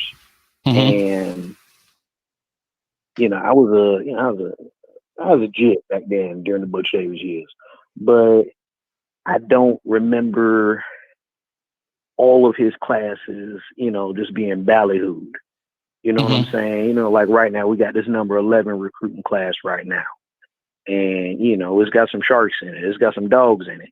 Last year, you know, we ended up pulling out some stuff at the end. We got some dogs at the end. But I don't, you know, up until, you know, Sean Taylor, you know, who was a legit 5-star. I mean, I don't remember all of the classes just being ballyhooed. And even when he did his interview on, you know, the U part 2, he was saying that they went after a mentality, a guy that had a certain, you know, makeup. And, you know, I mean, they looked at body structure too. You know, I mean, you want to nose tackle. Well, he can't have 2 thick legs if you don't ankles. Yeah, big ankles. Yeah. Yeah. you gotta get that. So, you know, with the T-Rob thing getting hired to bring these guys in, you know what I'm saying? I've watched us bring in, you know, the 4 stars and the rare, you know, 5 stars, and then, you know, we perform like we did after North Carolina. You know, yeah, that would make a South Florida kid, especially an elite one. I mean, hey, even a high-ranking 3-star. If I get a scholarship offer to maybe Auburn or something like that, and y'all coming after me. I'm just sitting there looking. I mean, at least Auburn gonna look good against Bama every year, essentially. I mean, they're gonna have their years where, you know, Bama just smash them in the mouth or whatever, but, you know, when it comes to that Egg Bowl, you know, Auburn gonna look good, you know, going after Bama. And Auburn ain't finna be close to us in recruiting this year. And I go out on a limb and say, you know, Miami, even in these down years, I mean, our recruiting classes all been ranked. We've out-recruited the entire ACC every single year, except for these last maybe 5 or 6, where Clemson then just came out of, you know, 10 years of Dabo building it. But we recruit better than, you know, 90% of the ACC, with the exception of Florida State and Clemson. And we also recruit better than about 70%, 70% of the SEC. If you look at our recruiting rankings, where they are now, you do got the top dogs in the SEC that obviously out-recruit us. Florida, Georgia, Tennessee sometimes hit us up, and then you got the West, which is a gauntlet. LSU, Ole Miss catches us sometimes, and obviously Alabama had the number 1 recruiting class for a long time. But we can't keep making the same mistake, and then talking about, oh, the kids ain't coming. Okay, well, why? V12, I'm gonna let you. Here's my thing, right? Here, I'm gonna make a very valid point, V12. I don't want to. You know what, V12? I'm gonna let you go first because I want to finish it. I know we got to get ready to run. I know you got to take care. I definitely got to take care of some things. But I do want to say this before I do that. I don't want to miss out on my homeboy here, Toriano Brooks. Oh yeah, my friend. This is his birthday today. Everybody wish my man happy birthday. Hey man, the dude called it like he about 30 years old. I ain't worried about that. It's my man's birthday. So happy birthday, man, to Coach Brooks out there in the building. But go ahead, V12. I'm gonna let you, and then I want to bring up a point, man. Yeah, it's definitely a mentality thing. You know, we've had good recruiting years, but I do feel that everything hasn't come to a culmination that gets us to, you know, one of those elite type of seasons where we can win out, have a great season, and also win a bowl game. To be honest with you, the Mark Richt season was a really, really good season, and we introduced a lot of things that we kind of like. He was fresh. He came in fresh. He came in anew. We brought out the turnover chain, and I think that team really with Trajan Bandy and Johnson and all those guys, those were the type of Miami guys that we are accustomed to seeing. And you saw the hype, and you saw, you know, you saw how well we did with that team. And sometimes it takes that type of a player to prepare your program to a different situation. I mean, you look at Bama. I mean, you look at Clemson, you look at a guy like Travis Etienne. He's a straight beast, but his mentality is like, you know what? I'm the best. I'm going to play the best, and just give me the ball. And that's the thing, what they have done to Miami. And I think it's been a systematic thing against Miami. When we had our swagger, guess what? Everyone, I'm going to tell you, it's funny. Everyone is playing in the top 5 is kind of playing how Miami played in the past. But we got hit with all the penalties. We were talked about. We were seen as, you know, as less than, as thugs. And so we kind of took a step back. I'm not sure what that is. We kind of took a step back. So, you know, to your point, it's definitely a mentality. I think if we can get back to recruiting those type of kids, and they don't have to be 5 stars all the time. Just come and wanted to play football. Again, Avery was a 3-star, but he wanted to play ball. You know, so it hasn't really been a lot of 5 stars by and large. Go ahead, Coach. No, that was the caller. Go ahead, caller. What's your name again? Hurricane Mike. Mike, I'm sorry, Hurricane Mike. Go for it. Yeah, no, I just wanted to kind of add to it. Do you think that maybe in recruiting that, you know, a lot of times when these recruiting services, they do their recruiting, you know, ESPN 24/7, when they rank a 5-star, they say one, you know, he's a 5-star because he's a day 1 player and he could probably get into the league right now. But I think a lot of our best teams that we've had ain't been filled with a whole bunch of draft picks. They've been filled with a whole bunch of Miami guys stuck their nose in the dirt and was all about this youth. Do you think our recruiting ideology or our mindset needs to change from, can this guy make it into the league or can he be a good college football player? Because if you ain't winning no games, he ain't getting into the league anyway. Because everybody gonna look at him like you're trash because you want a, 5-6, 7-16. Do we need to change our approach? Do we just need to get these really, really good college football players, these all Dade, all Broward, first team, second team guys that, maybe they ain't got the flash, but they there. I'm gonna let you, because when I finish V12, I'm going all the way live. So I'm gonna let you ride out because I'm ready. No, So yeah, that's a valid point, Hurricane Mike. I think we tried that too, and you have to, it's tried and tested. Remember back in remember that class with Ja'Cory Harris, Tommy Streeter.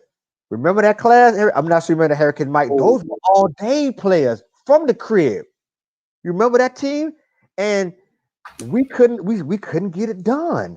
So I think you have to have a mixture of both.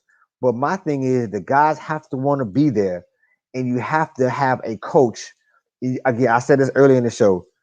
Your team takes on the persona of your coach. And if you see Manny Diaz, have you saw Manny? A coach says all day, he only has this on.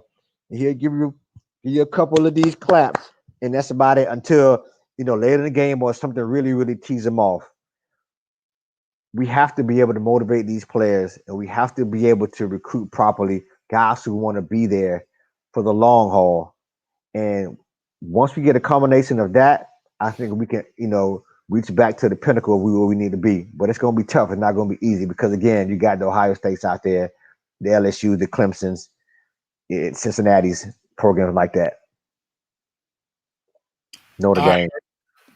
All right, Hurricane Mike, you ready? Yeah, I'm gonna hang up and listen to the video though, man. It was a blessing talking to both of y'all, man. I'm ready to hear you, Coach. I don't want you to hang up because I'm going to ask you some questions in this process if you don't mind. Now, if you want to hang up, you're more than welcome. All right. I'll stick around, Coach. I appreciate you. Thank you, Mike. Hurricane Mike. The very first part of your thing was you were talking about stars. I mean, not star, but you were talking about these players and development. I talked about small ankles. You brought up a valid point. And I'm going to just say this. Maybe I might be banned forever from coaching. But coaches, 90% of the coaches out there today are paper and computer guys. They are data crunchers. I don't know what you do for a living, Mike, but I guarantee whatever you do, data plays a part in whatever I guarantee y'all have a meeting once a quarter, once a week, and whoever the boss is, it may even be you pulling up some kind of statistics about why efficiency and blah, blah, blah, right or wrong. Yeah, you're trying to get the numbers better. Okay. But unfortunately in football, it's human beings. There are a lot of intangibles to this game that they don't take stats on. You understand? Mm-hmm. So I said all that to say another part of the game that has changed is these doggone stars. These stars are fooling people. It has corrupted the recruiting game for coaches getting good guys because the first thing everybody says, from Rivals to Max Prep to 247, whoever, he's a 5-star coming from, before they even say his name, he is a blank star coming from such and such university, such and such high school, blah, blah, blah, right or wrong. Right. You're absolutely right. I want to know how these stars are created. What is the criteria for a star? Because trust me, I do these WRE video, which is watch, react, and evaluate, where I look at the top talent in the nation. And there's some 5-star cats out there, shouldn't be even a 3-star. But they 6'5", 200 and something, Yeah. But can they play the game? Now, why Miami's also in trouble? And a lot, you know why these same programs are winning over and over? Look at the coach. Look at their ages. They're older dudes. They understand before it was stars and data. Ain't nobody walking around. You think Nick Saban walking around with an iPad? Looking at graphs? You think Dabo Swing? You even think Ryan Day? These older guys, they're not into the numbers. Can he play? Like you said, when you watched the U part 2, I looked at his ankles. Do me a favor. I'm going to say this right now. Next time you run into an offensive line coach, ask him what's the number one thing he looks at when he looks at an offensive lineman. You know what he's going to tell you? Aggressiveness, blah, blah, blah.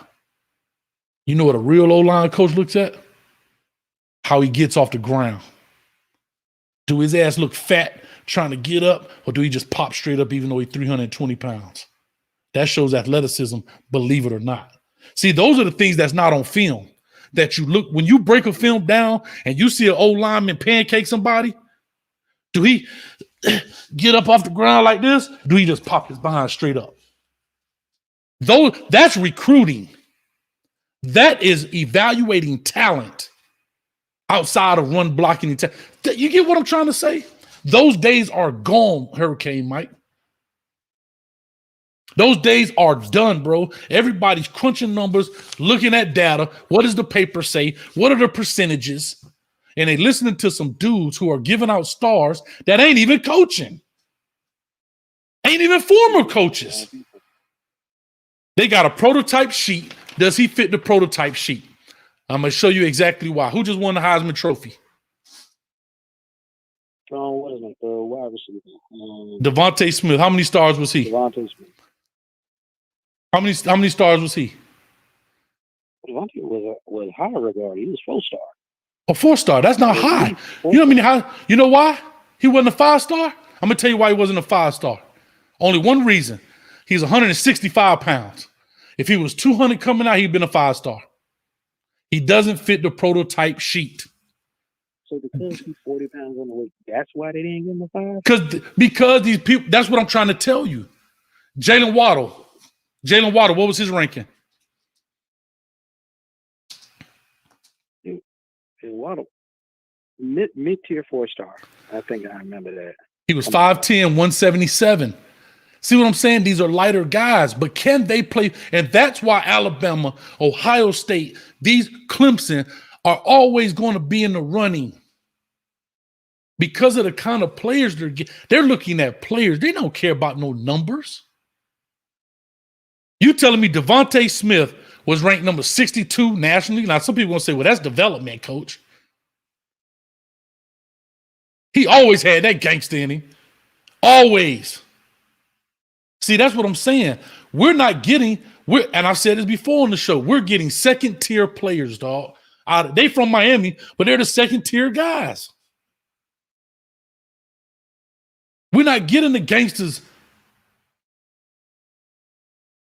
You name me one right now. You're my Hurricane Mike. Name me an elite dude that's on the Miami Hurricane team right now. Elite dude right now on the Miami Hurricane team that's from South Florida. Hell, Florida. The whole state. Elite? Name one. Okay, like the criteria for elite, like I don't need criteria. What do you think? I don't care. Who do you think right now is the top? Who is the top player right now on the Miami Hurricanes team? Name the top 5 players. Okay, so I'm gonna do it based on guys I think could play for Alabama. No, on the Miami Hurricane team. I'm talking on the University of Miami Hurricanes team right now. Who are our top 5 players? Okay, our top 5 players: Mike Harley, definitely Garrett King, Don Chaney, Bubba Bolden, and who's still left here? I'm gonna go with Nestor Silvera. Okay. The ones guys that make the most plays. And I'm trying to think about, using the career. They're consistent. And they always making plays. I know Bubba Bolden kind of went off the mark. But that's fine. I just want to prove my point. Hear what I'm saying. The only 2 you told me was Mike Harley and Chaney, who are from Florida, from the state of Florida. Understand me? Mm-hmm. Are they elite in the ACC? No, they're not. No. That proves to me that we're getting second-tier guys. When I'm telling you the starting defensive backfield for Alabama is from Florida, South Florida. Yeah, it is. All 5 of them. Come on, dog. All 5 of them. And here's the deal. I'm not even talking about 5 stars. I'm talking about elite players. We got to go back to recruiting guys who are elite players. I don't care about stars. You could be a no star. Can you play football? And it sounds like Manny started that way. Manny said something when he came out here. I'm sorry, Mike. You got to speak up a little clear. You got to speak up a little more clear for us, Mike. Sorry, it sounds like Manny has started that way. You know, he said, if you can play here in Florida, it means you can play football. And so, you know, what you're saying right now, it sounds like to me that if Al Golden didn't recruit Jaquan Johnson or Shelter Redwine, we wouldn't have them jokers on our team. And those dudes, I mean, they were leading our defense for 2 years, flat out. And now that they're gone, you know, I mean, we see this like drop off, and it just feels like they're just guys that he just wouldn't recruit because they're not meeting the measurables. They're not meeting the. But that's my point. That's my point. Bro, I'm looking at the comment. Tutu Atwell, don't even get an offer. One guy says Waddle was number 5. He was the number 5 wide receiver in the country, but he was a 4-star. What I'm trying to say is these guys are not getting – people are getting caught up with the star game. Do you know that's in contract? You can go pull up these coaches. You can't pull up Miami because it's private, but you can go pull up contracts right now on coaches. It's public record. They get incentives for recruiting X amount of 5 stars. Well, that's stupid then because but it doesn't matter because you know why it's not stupid? Because the higher ups don't know nothing about football. The 5 stars sound sexy. What's the first thing they do? Such and such had the number 5 recruiting class, and they have 6 5-stars, 4 3-stars, 4 4-stars. The stars is a marketing genius gimmick. When we need to be worried about players. Getting ball, but again, you got to get guys who understand what ball play. Do you know, dog? You do this long enough, you can look at a dude walk and say he could play ball. See, a lot of these coaches today, these young dudes, I get it's not their fault. They are data guys. They are number crunchers, bro. That's what I'm trying to tell you, Mike. Bro, is they get a sheet? Does he check each one of the boxes? Yep. Okay, he can play. He could play. Bruh, you got to find them cats that could play. Now, do me a favor. And I don't want to go yesterday. I ain't going to stay long. Okay. Who are the top 5 players on the 01 team? Oh, please, dude. Tell me. Who were they? 01 team? I mean, Andre Johnson, Adrian James. I mean, Clinton gone by that? No. Clinton Porter. EJ wasn't there either. Not on the 01 team. EJ went on the 01 team. EJ wasn't on the 01 team. EJ went on the 01 team? No. Sorry. I just grouped them beautiful people all together. But I understand. Jonathan Zelma, obviously Sean T. Ken Dorsey, I don't care what nobody say. Ken Dorsey was a savage to me. So I'll take that. Go for it. I'll take it. Go ahead. Joaquin said dominate, so he got to be on my squad all day, every day. McGahee, maybe? Yeah, absolutely, Willis McGahee. He was something absolutely beautiful. What's his name? He just now stopped playing. One Santana on that team. Yeah, Santana Moss. I mean, so what I'm trying to tell you is, everybody but Ken Dorsey you named was from South Florida. Yeah, they all played at the Mecca. This is what I'm trying to tell you. That's why we were kicking people behind, because we were in the Mecca getting our guys from the Mecca. Now, the people who are winning national championships are getting people from the Mecca. Except, I give Clemson, they got some of us, but not as many as most. That's what I'm trying to tell you. That's what I'm trying to tell people. And I don't know if I don't think they had I don't think they had stars and all that back then. But what I'm trying to say is, once we get that going, once we start recruiting football players and stop recruiting stars and stop recruiting, it sounds sexy because some nerd in a backpack that play Call of Duty 23 hours a day and do an hour of recruiting because he fits the measurables. give him a star. Bro, I coached 20 years. 20 years, I've had some great players, and not one time have I seen Rivals, 247 Sports, Max Prep, none of them come to a practice and talk about my players or come to a game. So you tell me how you going to rank them a 4-5, 3, 4, 5 star. Because you're looking at a feat. Because you're looking at a camp. A camp. What's that dude, V12? If you got to go, I get it, dog. I ain't mad at you. I'm hot right now. Joaquin said dominate, and we ain't doing that. Hey, Coach, we won't give up over here. I'm in here for the long haul, Coach. I'm hurt, dog. Don't ask me if I'm all right. Hell no. Joaquin said dominate, and we not doing it. I'm putting my heart in this shit, dog. Let's go, man. Let's go, baby. Bro, let's go. All I'm trying to say, Hurricane Mike. Still give me chills. All I'm trying to say, Hurricane Mike, is at the end of the day, we got to stop worrying about that stuff. Let's get out there and recruit our guys. We can't stop losing guys. We are losing about a boatloads, bro, up out of here. Tyler Davis at Clemson playing nose guard, killing it. Started as a true freshman, not a redshirt freshman. Right here in Orlando, he kicked my ass many Friday nights. I triple teamed him. That ain't work.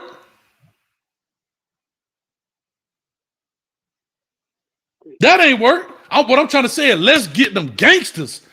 And when I say gangsters, forget looking at this computer screen. Let's go get people that know how to evaluate talent. Once you can evaluate, see, people want to develop talent. You can't develop what ain't in you, dog. And I ain't trying to put no fun on nobody. I'm hot right now. See, we won't see Biscuit to win the race, but there's a damn donkey.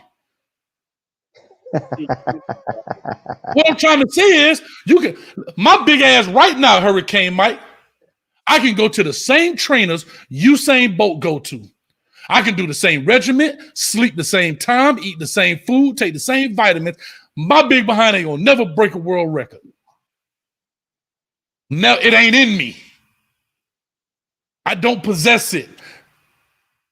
That's what I'm trying to say. We got to get guys, we got to know how to evaluate talent and possess it. And don't see when you develop players, I always tell people this.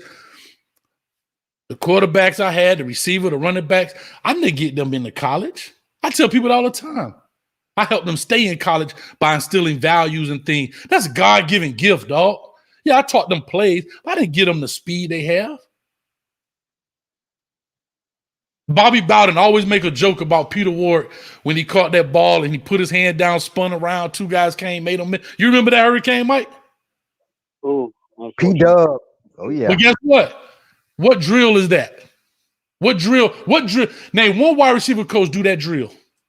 None, because it don't exist. That's God-given talent. So you develop what you have within you. If you don't have it in you, I can't give you what you don't have.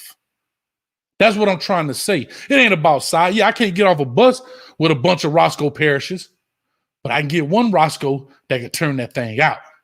I can get one Santana that can turn that thing out. That's what I'm trying to say, man. We got to get those guys. Stop looking at these stars and all that. This boy done won the highest. Etienne. How many stars was Etienne? 3 or 4. He won the 5, I don't think. Yeah. 4-star. 4-star. He got his 4-star in his senior year. Exactly. And you gonna tell me won't no college take him? Any college would take him.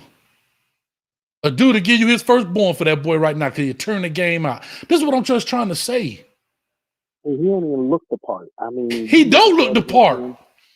What now you do and everything, but I mean, like when he first came out there and he was bagging up people, and then even last year, I mean, the look of him. I think a running back, I'm sitting there thinking about the look of everything, but that boy is just smooth. That's what I'm saying. Dog. As they always say, look at the majority of the guys in the league right now. Most of them ain't 5-star. Bro, you know what a 5-star, I would tell people a 5-star is elite. Elite. You got to be, it should be a handful. It should be no more in my mind, should be no more than 5 of them. Because there's only a handful can do that. Yeah. Real quick, David Schofield, I appreciate you. Facts. I'm going to give you a shout out at the end. Coach hot right now. I'm fired up. This is what I'm trying to say. We got to get the best players to get us over this hump. We don't have to get the pretty guy that's on paper. We got to get the dude that can play that's on paper. But we losing them, bro. We losing them. Tutu Atwell right in our backyard. And I'm going to just say this. You brought up Northwestern, them 7 guys, V12. They were good high school players, but all of them wasn't gangster. I'm going to be honest, for that level of ball. Don't get me wrong. They played well together in high school. That was a great high school team. It will always go down in history. And that's another Shannon messed up. He put 7 of them on the team. Now they're going to click up in the locker room. Now you're going to have locker room issues. You learned that a long time ago in coaching. You don't bring that many from one team, they're going to click up. And then it becomes an issue because even lockers still click up. There's always groups inside of groups. Huh? Damn, think about that. Golly. They gonna click up. They all locker rooms do. You go to any locker room, everybody know who from Florida, who from here. Dog, look at the chat. Every time I mention somebody from Louisiana, my man pop up here. He from the crib. He from Louisiana. People do that, dog. It's called natural selection.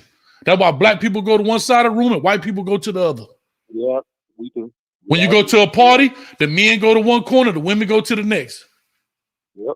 It's just natural selection, dog. That happens. That's life.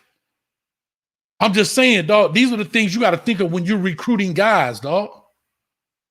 See, it's more than just X and O and playing on the field. You got to look beyond the player, man.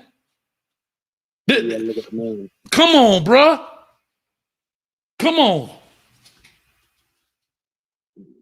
Think about everybody we losing players to. Bro, Seven Banks play corner for Ohio State, right here, Orlando Jones High School. St. Thomas Aquinas got a linebacker named Jaden Hood going to Michigan. They don't even know who the hell their coach going to be. And he knocking cats out. I highly suggest you go watch his film. This is what I'm saying. We need an inside linebacker. Go look at his tape. And he a great kid. His mama minister. See, I'm doing the research and they ain't. Great kid. Did an interview with her, everything. But these are the things I'm saying, dog.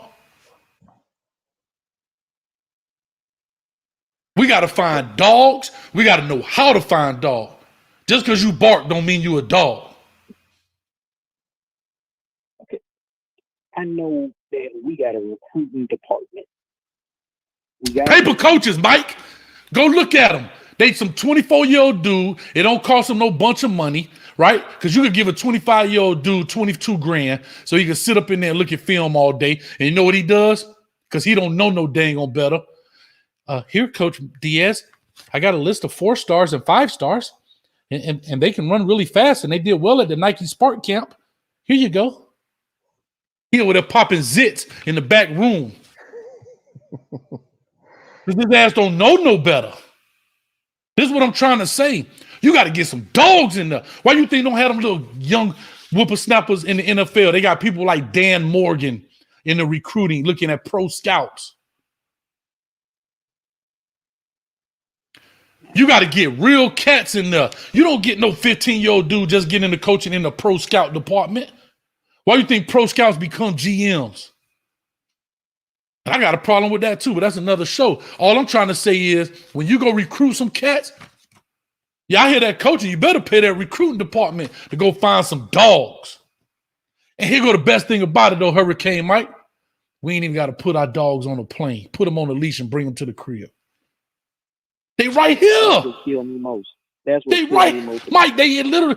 You can. Hey man, we can't come to your school, but if you don't mind, man, you know your mom or whatever, can she bring you by the facility today? Do you know that those kids can go to that school any day they want to on an unofficial visit? Any day. Oh wow. The coach can't there's certain windows, of course, we know that. But what I'm saying is, you can go unlimited, bro. You know the only thing that constitutes a visit is that they put you behind in a hotel, or they fly you in, like your expenses are paid. Yeah, but you don't need that. From the Keys to Boca, you can drive. That's what I'm saying, dog. We got dogs right here.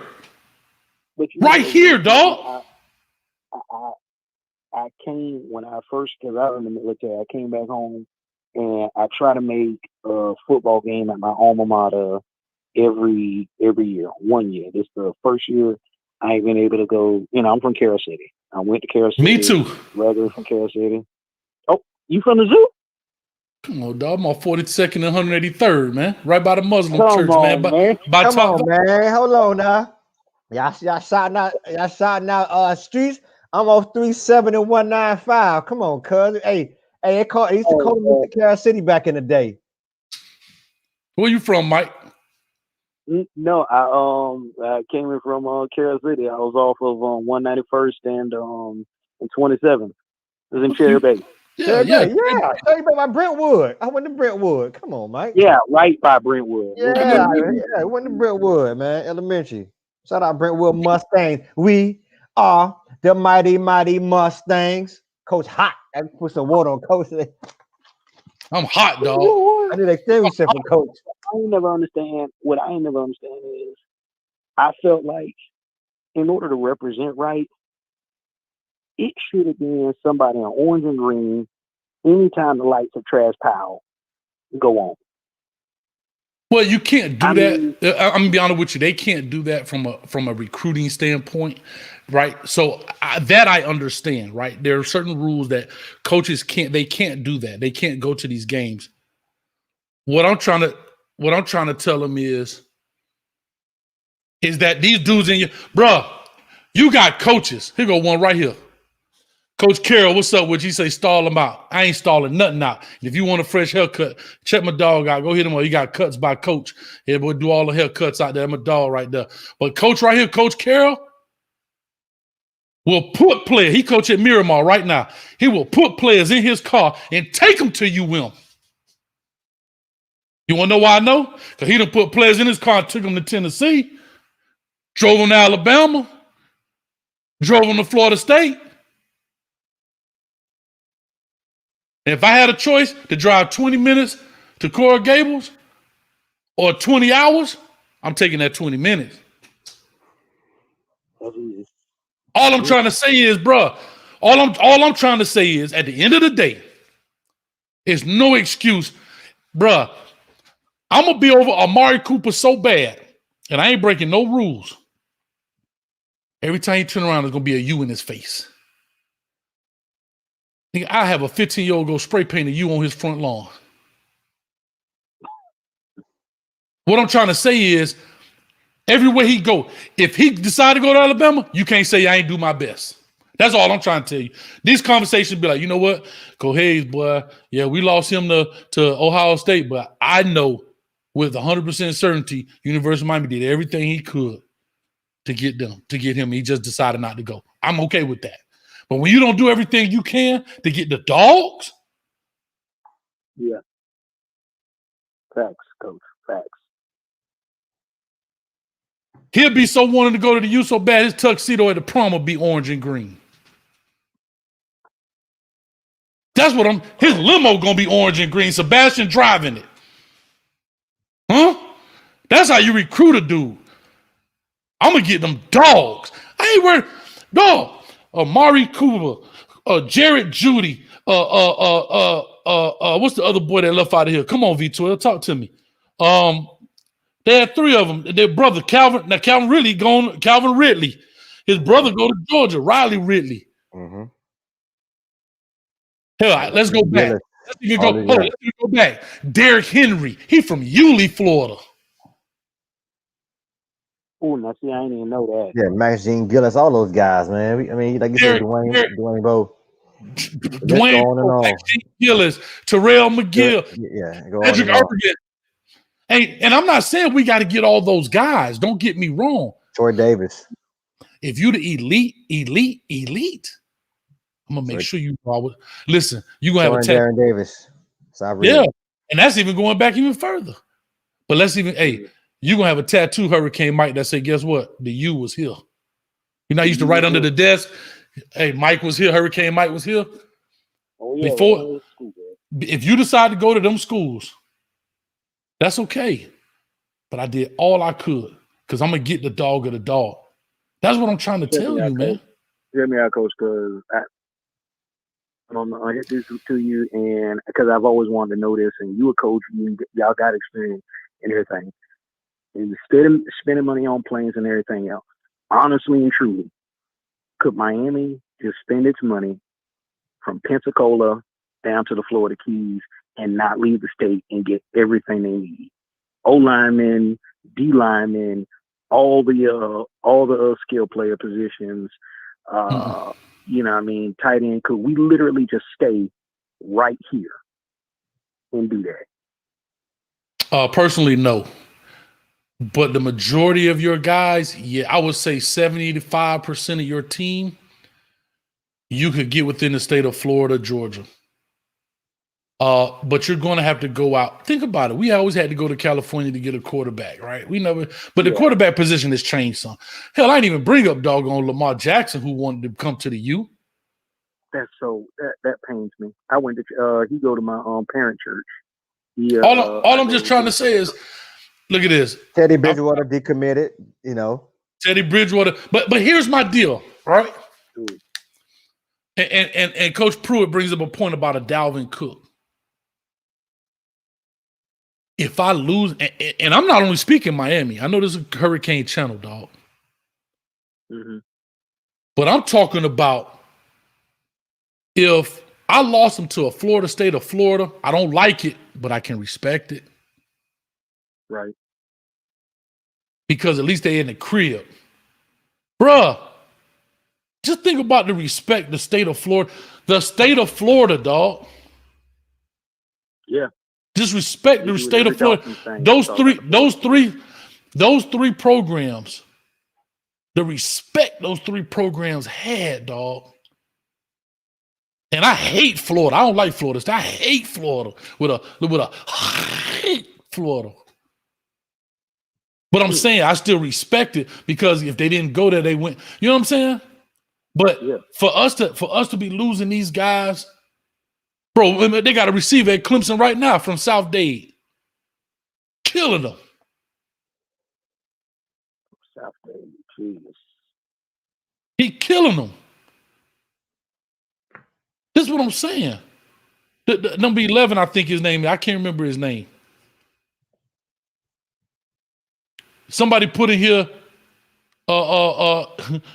Yeah, we had Eli Rogers. But I'm saying this, guys. Hold on. I just saw somebody that put something in here that was perfect. I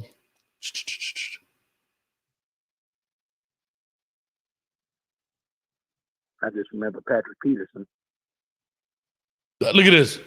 Dante, what's up with you, boy? Hey, my West Coast King. Calvin Ridley, Latson, Brooks. How we let bro, I ain't even mad at Miami about Devin Bush. I'm mad at Florida State. His daddy won a national championship at Florida State. We coached together. Oh, Lord. His daddy won a national championship for Florida State. His sister go to Florida State, play softball, not to put their business out there. Yo, we don't even recruit these guys. Patrick Peterson, where he went to Ely, I think. Was it Ely or Boyd Anderson? One of those. Ely. He go to LSU. See, Calvin Benjamin, at least he went to Florida State. Okay, I lost to my rival. I'm okay with that. I'm lost to my in-state rival. I may not like it, but I can deal with that better than him going cross country. You get what I'm saying? Absolutely. And with Florida State down now, we shouldn't even, a third of these guys we'd have to fight Florida State and Florida for. We shouldn't even be fighting this hard for. We should be getting some of these. Clinton Dix. Lose him. You know, I put in the Ali Hosman. Somebody said, "Oh, well, they changed the requirements to get in." Let me tell y'all something. I'm gonna say this player name. I ain't gonna say his name, but I'm gonna just say this story. One of the baddest running backs in Dade County. Definitely Hall of Famer. Definitely a Hall of Famer in the NFL. Umpteen Pro Bowls. Run the ball harder than anybody you know. If that brother can get in, anybody can get in. And I'm not saying that to be funny. I'm making a comparison. You understand? I'm not trying to be nasty. I'm not trying to be any of that. I'm just trying to say, look at this. Trent Richardson. Oh, Lord. Come on, dog. It's not fair, bro. That we're losing our, bruh. Come on, man. You trying to tell me, dog, we losing dogs around here. Yeah, we shouldn't be losing the dogs. Everybody else should be coming in and get leftovers. All right. Not the top tier. I'm not trying to be funny, Anthony. I'm really not. I really am not. I'm being dead serious. What I'm trying to say is, let's not make excuses when we can. And I'm gonna tell you why I say this, because I want to be very fair about this. And I want to make sure I clear this up. Here's the player I'm talking. I'm going to tell you the player I'm talking about. I just call it a spade a spade. I was talking about Frank Gore. Here's what I feel about it, right? Everybody, they say Gore has some issues. Fine. It is the university's responsibility. If you want him to wear a helmet for you, there are things what they call IEPs, which is individual education plan. That's what I actually do for a living. Where the university, by federal law, is required to help these young men. But the reason I brought that up, Anthony, very simple, because some coaches don't want to deal with that. They want the easy road, Anthony. That's why I said that. I didn't say that to be nasty to the young man. I really didn't. I said it to simply say that some coaches, you hear this all the time. He too dumb to learn the playbook. Nah. That's your fault as a coach, bro. Because guess what? When he was in high school, he showed no one too dumb to run for 400 yards a game, score 6-7 touchdowns, and win you a state title. I was there when he put 300 on Carroll City. So I said all that to say, I just want to make sure I clear that up. I wasn't trying to be funny. I just want to make sure I clear that up to say, guess what? These coaches, yeah, but it was somebody put in there. These coaches try to use that as a way out without having to coach some dogs because they want the easy way to coach. That's why when I'll be a little leery when they talk about he developed this player. I got to see you develop somebody. Because it's easy to develop a dog. I'm hot right now, V12. I hear you, cuz. I hear you, coach. Isn't that wrong? I've been there. I'm just being honest. And I'm not trying. I wasn't trying to be nasty about Frank. I really was not. That's not what I was saying. What I was just trying to say is that knowing that he had, and again, apparently everybody seems to see it because it's all over the chat. Everybody's bringing it up. So it's not like it's hidden knowledge. But what I'm saying is there are coaches that don't want to deal with kids because they, quote unquote, because they book coaches. They don't know how to coach. They don't know how to find new ways to make a man run through somebody else. He did what? No, I'm not coaching that coach. If I ever hear a coach, he too dumb to learn the playbook. I'll fire a coach on spot. You too dumb to teach him. That's the fact. Because he damn sure wasn't dumb enough when you was recruiting him. Why you recruit him then? You need to go talk to his high school coach and find out what he did to make him do what he did on that tape to make you give him a scholarship. Now, if you can't do that, fire you. Hey, high school coach, you want a job? Come on, you can take his spot and make sure he do what he did for you, for me here. How about that? Homeboy.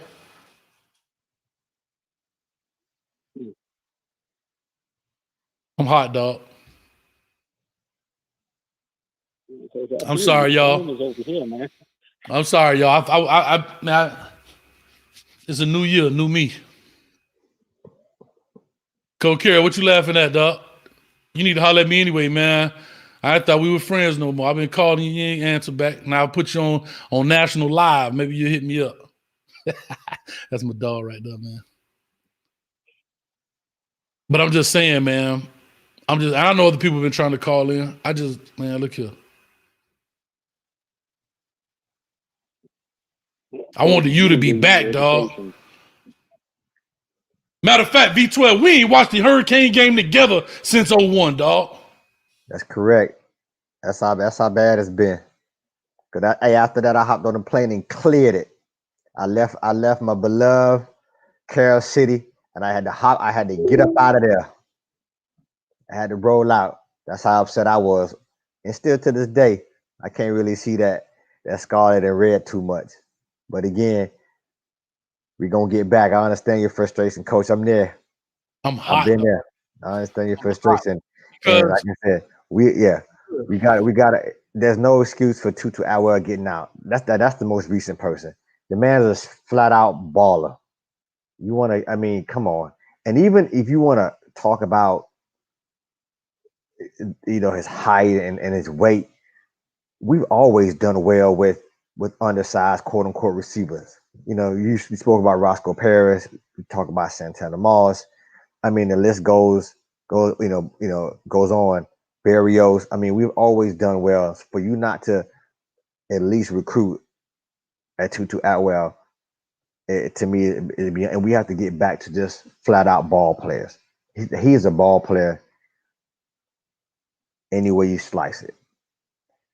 So I understand your frustration, Coach. Bro, we got doggone, like I'm saying, a Ja'Cory Brooks right now. Ja'Cory Brooks right now from Booker T ended up going to IMG his last year or whatever. He going to Alabama. Right? To take the next. See, what I'm saying is they continue in the process. They getting that one big dynamic dude and then get the other guys to follow around them. Mm-hmm. There's no in the world we lose a Ja'Cory Brooks that went to Booker T High School, dog. Mm-hmm. To go to Alabama, like, that's bothering me, bro. Listen, I'll go by your house and I'll throw 3,000 cards at your front door that say University of Miami, come to me. We good. So, man, look here. I know I went over. We supposed to do 2.5. He said Miami ain't throwing the bag like Bama either. Okay, I hear you.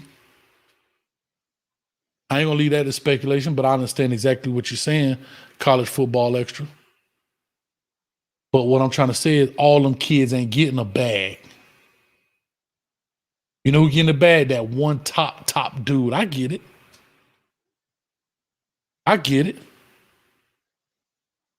Bruh, we got kids like Tommy Hill right here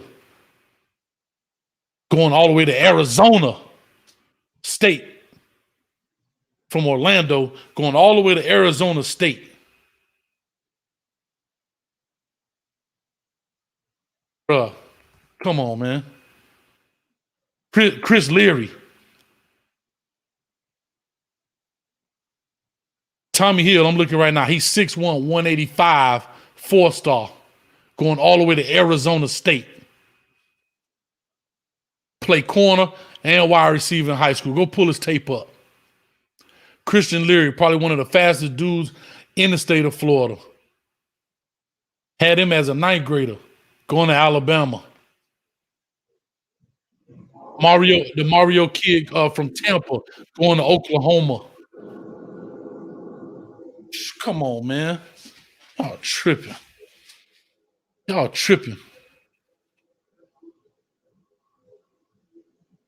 Let me ask you this. I can hear you. I hear you, F off. If I have to admit, if it was my son, I'll advise him to go to Alabama. I get it, and I understand that. I understand that. What I'm trying to say is, as Miami, I'm not saying that they should go there because it's Miami. I'm saying they should go to Miami because I put that much pressure on you from a recruiting standpoint. You like, I ain't got no choice but to go to the crib. That's what I'm trying to say.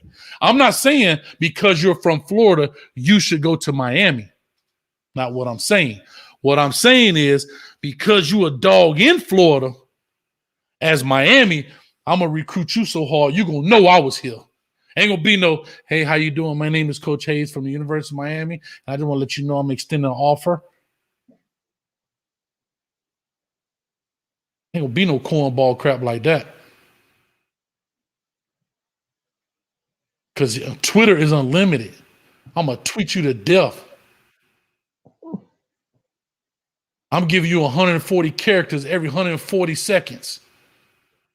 Huh? V12? Doing it right, Coach. For sure. That's what I'm saying. Can't nobody else tweet you because I'm all over your Twitter account. Dang, Coach, when you sleep. I don't. I'm asleep when you sign to us. That's when I sleep. We do it every day when we chase women. Some of y'all sitting here right now listening to me talk, plotting on, but who I'm finna call? It's Saturday night, boy. Huh, V12? I hear you, Coach. I'm hot right now, dog. I'm finna let you go. I done got you an hour past what we were supposed to be, but I had to get that thing in. I got to go myself. For sure, man. It's been beautiful. Hey, that's why we here, man. Get the people what they want. Sometimes you gotta we call it clicking. Sometimes you gotta just click. You know what I mean? I have my moments that I understand. And you got to know how to get the head of the snake. I'm going to say this last piece, and I promise you I'm done. The most brilliant thing Charlie Strong ever did was when he flipped Teddy Bridgewater from Miami and brought him to Louisville, he got the head of the snake. He knew Teddy Bridgewater was going to go down as a Miami legend, high school legend. He brought it. No, they had 30 players on their team at Louisville. Nobody heard of Louisville before they got there. Nobody ever, except for basketball. Correct. They had over 30 players go there and turn that thing out. That's you know who else Louisville. did that? Yeah. Yeah, but you know who else did that? Hey, anybody in this comment section, we out here, I promise you. Y'all remember this. In the early 2000s, Rutgers used to do coaching clinics down there in Miami. They got so many. That was the year Ray Rice was on that team and all that stuff. They had gotten so many guys from Miami. They put a billboard up in the city. NCAA stopped that. They put a billboard up in the city of Miami with the guys they all recruited from Miami, like this, with the Rutgers jersey on. Man, that's brilliant marketing. Brilliant marketing.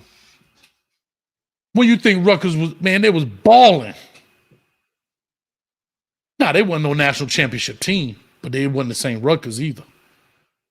Remember they had Tim Brown from Northwestern went up there. I think it was number 2 or number 8. I think number 2. Gary Watts from New Orleans, while I was coaching, was up there. Keon Braswell went up there. I hear you. Kareem Armstrong, I was in high school when that happened.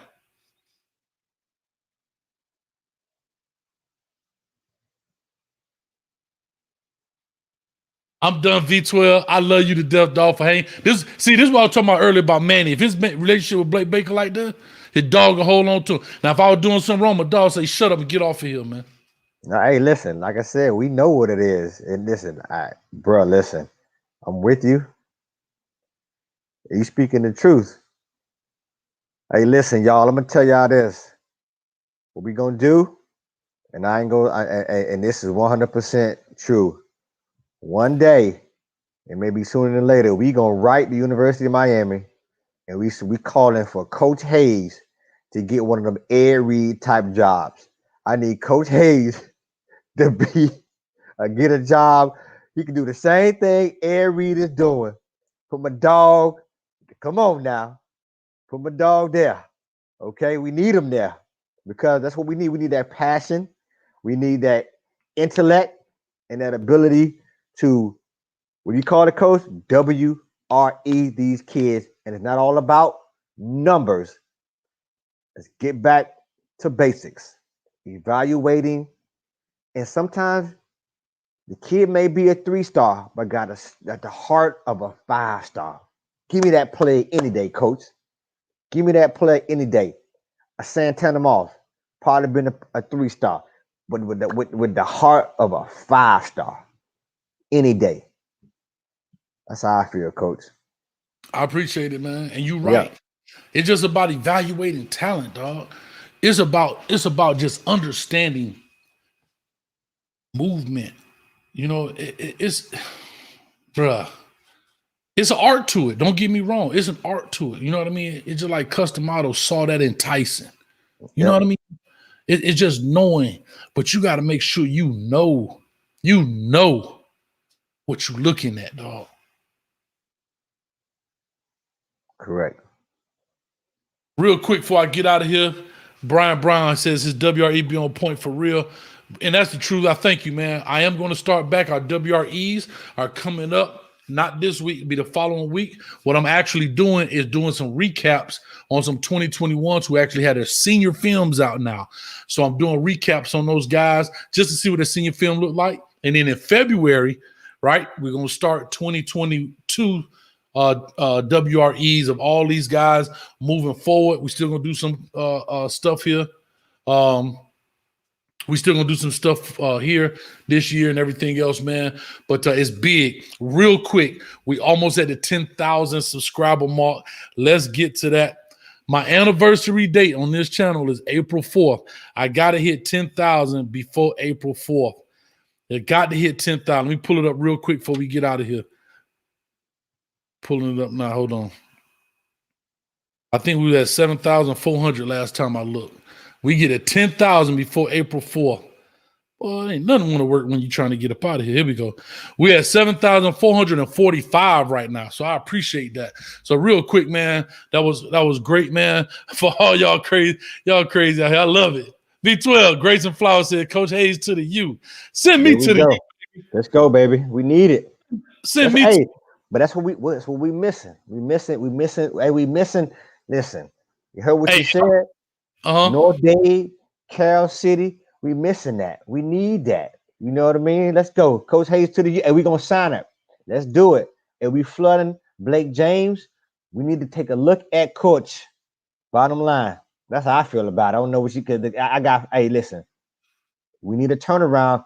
To make things, you got to do drastic things to get back to the top. And you just never know. Hey, we're going to invest in Rob T. We can invest in Coach Kyle Hayes. I'm a believer in that. I love it, dog. Let's make it happen, man.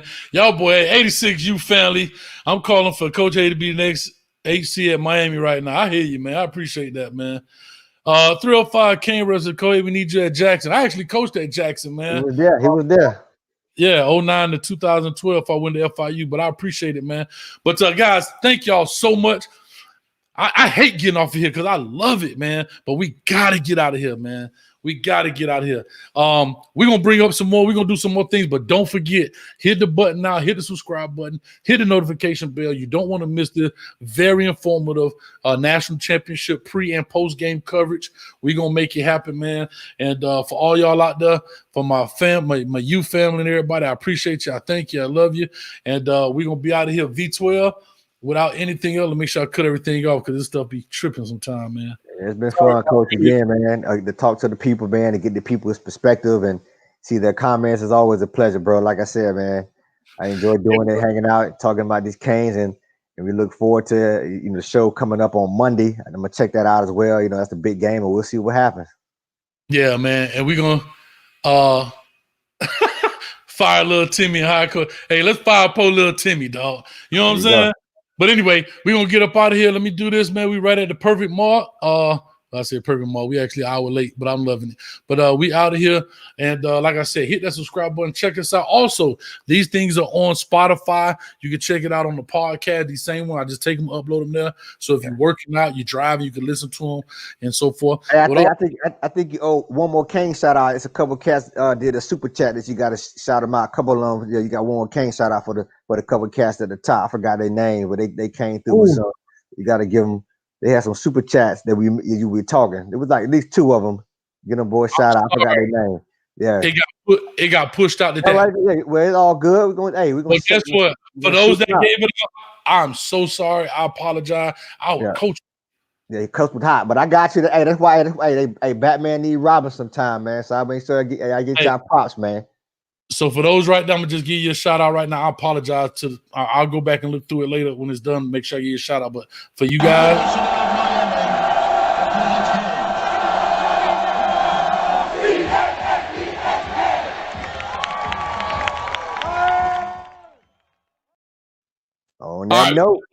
On that note, we definitely out of here. I appreciate all y'all in the chat. Hit the like, hit the subscribe. We out of here. Check out my man Solo D. You forever. Ever. Hey, call me. And they gonna call me V3000. You forever. Holla at y'all, man. This is why we can't get out of here, man, because we had too much fun. Hey, man, you know I love you, man. Appreciate you, man. What's up, man? Love you, bro. We out of here, man. Thank you, guys. We out. For sure.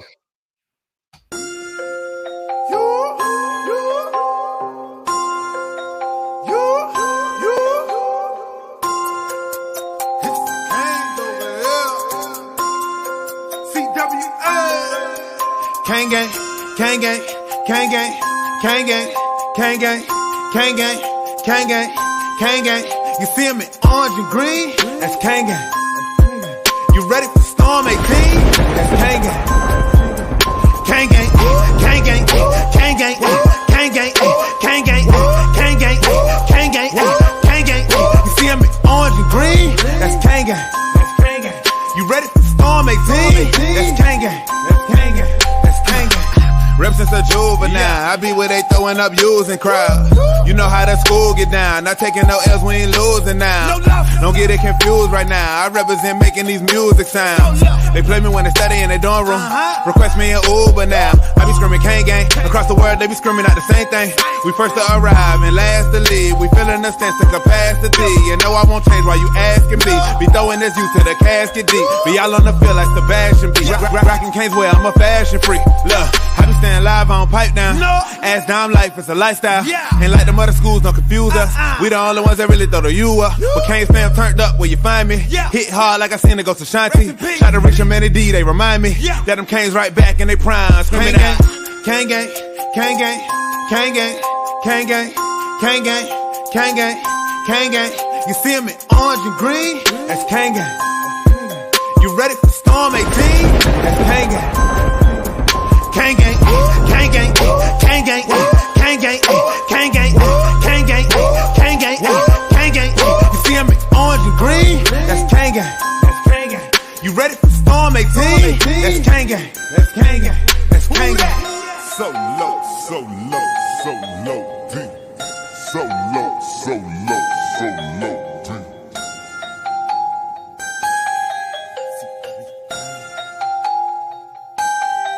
CWA. Gang gang.